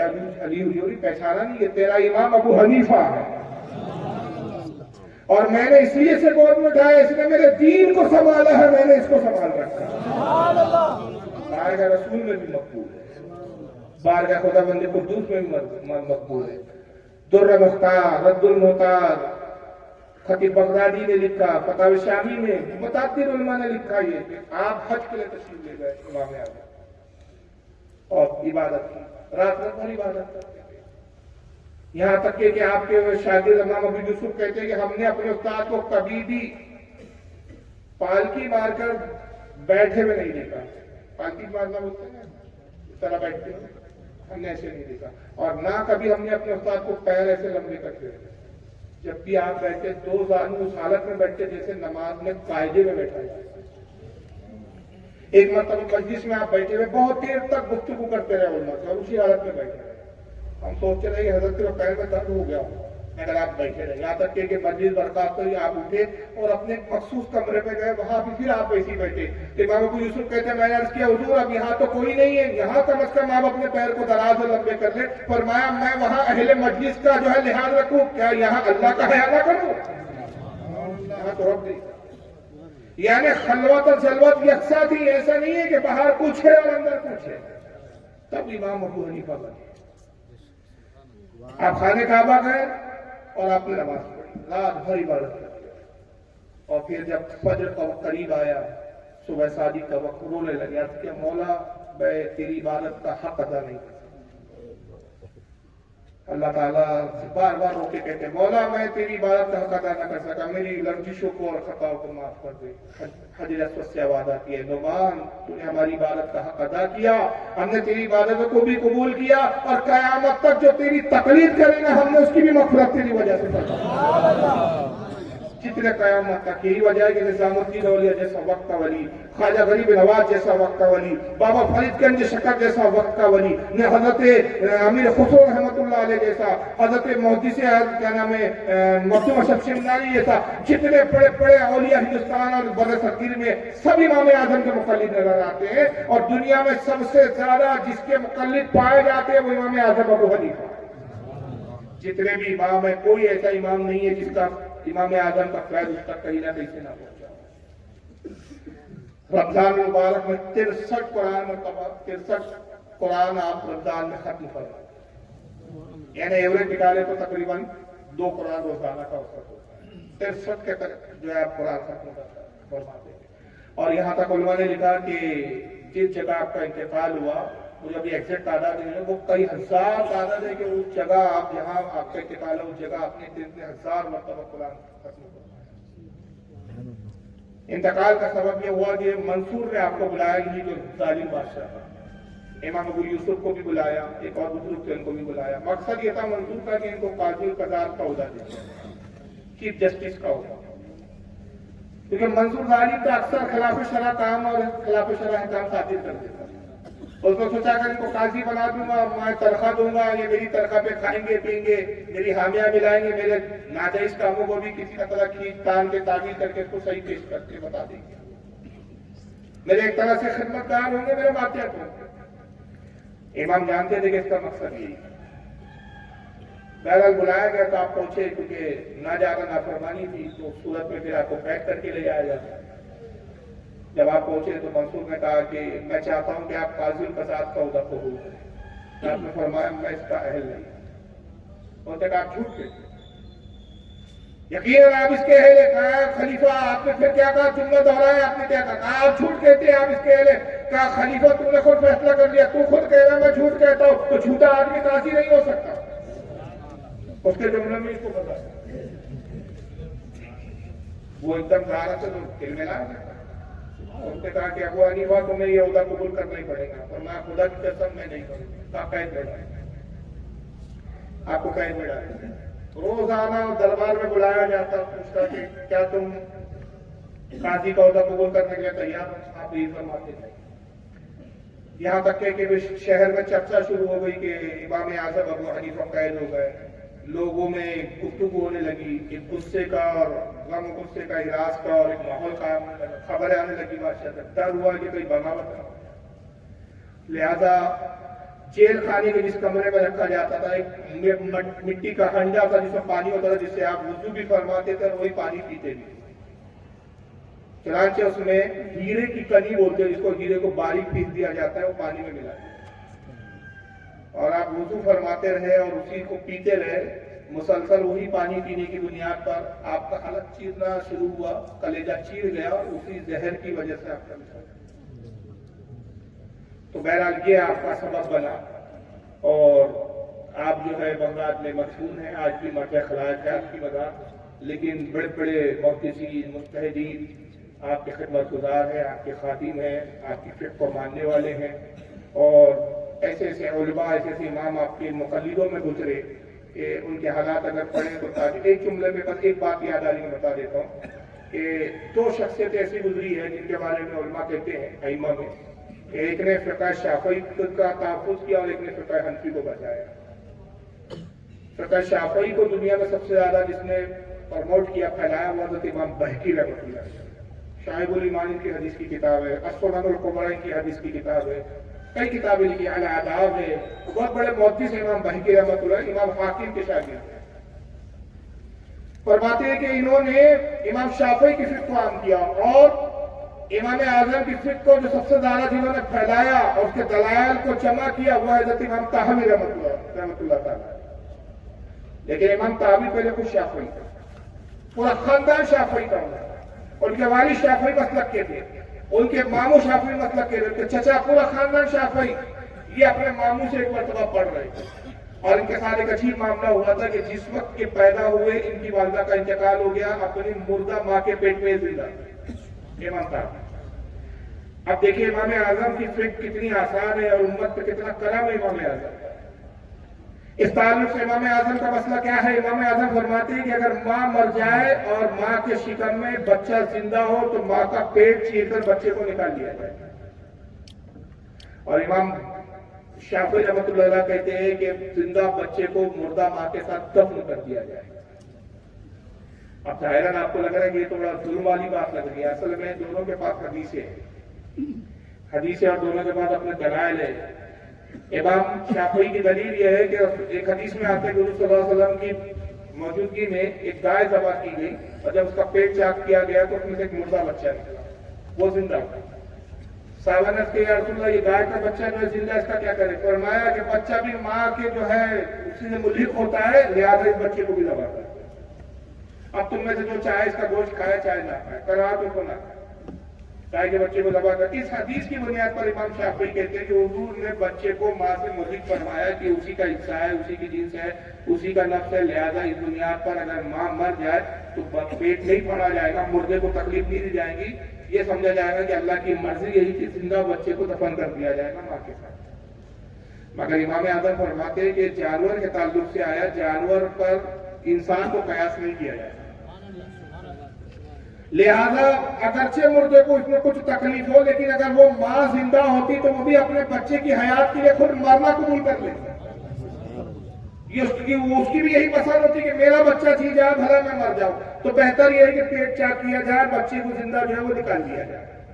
یہ امام ابو حنیفہ کا مسئلہ۔ امام طحاوی کے ساتھ ایسی ہوا، سارا خاندان شافعی المسلک تھا، امام طحاوی رحمۃ اللہ علیہ کی والدہ کا انتقال ہو گیا، اب سب پریشان ہوئے بھائی کیا کرے، تو سب کے گھر خاندان والوں کا اتفاق یہ ہوا کہ ہمارے امام کا جو قول ہے اس پر ہم عمل کریں گے اور دفن کر دیں گے۔ لیکن امام طحاوی کے والد جو ہے وہ ایک محبت پیدا ہو گئی بچے سے، انہوں نے کہا نہیں، میں اس وقت امام ابو حنیفہ کے مسئلے پر عمل کروں۔ پیٹ چاک کر کے بچہ نکال دیا، پیٹ چاک ہوا بچہ نکال لیا گیا۔ امام طحاوی بڑے ہوئے اپنے ماموں سے پڑھ رہے تھے، پڑھتے پڑھتے اتفاق سے یہی مسئلہ آ گیا، انہوں نے امام شافعی کا مسئلہ سنایا کیونکہ شافعی فقہ پڑھا رہے تھے، تو کہا امام شافعی یہ فرماتے ہیں کہ دلیل یہ ہے اور دلیل کی بنیاد یہ ہے، بحث ہونے لگی۔ تو اچانک امام طحاوی پوچھتے ہیں کہ یہ تو امام شافعی کی فقہ کا معاملہ ہے، ابو حنیفہ کیا کہتے ہیں؟ انہوں نے کہا وہ تو کہتے ہیں پیٹ چاک کر کے بچہ نکال دیا جائے۔ بس انہوں نے کتاب بند کی، امام طحاوی نے کھڑے ہوئے کہا میں اس امام کی پیروی کیوں کروں جو میری موت چاہتا ہے؟ انہوں نے فقہ شافعی کو چھوڑ دیا، حنفی ہو گئے، اور پھر حنفیوں کے اتنے بڑے اور زبردست عالم بنے کہ شافعیوں سے بھی مناظرے بھی کرتے تھے، اور یہاں تک کہ شرح معانی الاثار اور مشکل الاثار جیسی وہ حدیث کی کتابیں ذخیم انہوں نے کتابیں جمع کی جس میں امام اعظم کے وہ تمام مسائل جس پر اس زمانے میں اہل حدیث اختلاف کرتے تھے وہ حدیثوں کو جمع کیا، اس کی سندوں میں بحث کیا اور بتایا کہ ہمارے امام نے اگر کوئی مسئلہ بیان کیا تو کتنی حدیثوں پر نظر تھی تب انہوں نے مسئلہ بیان کیا۔ امام طحاوی نے فقہ حنفی کے لیے بہت بڑا کام کیا۔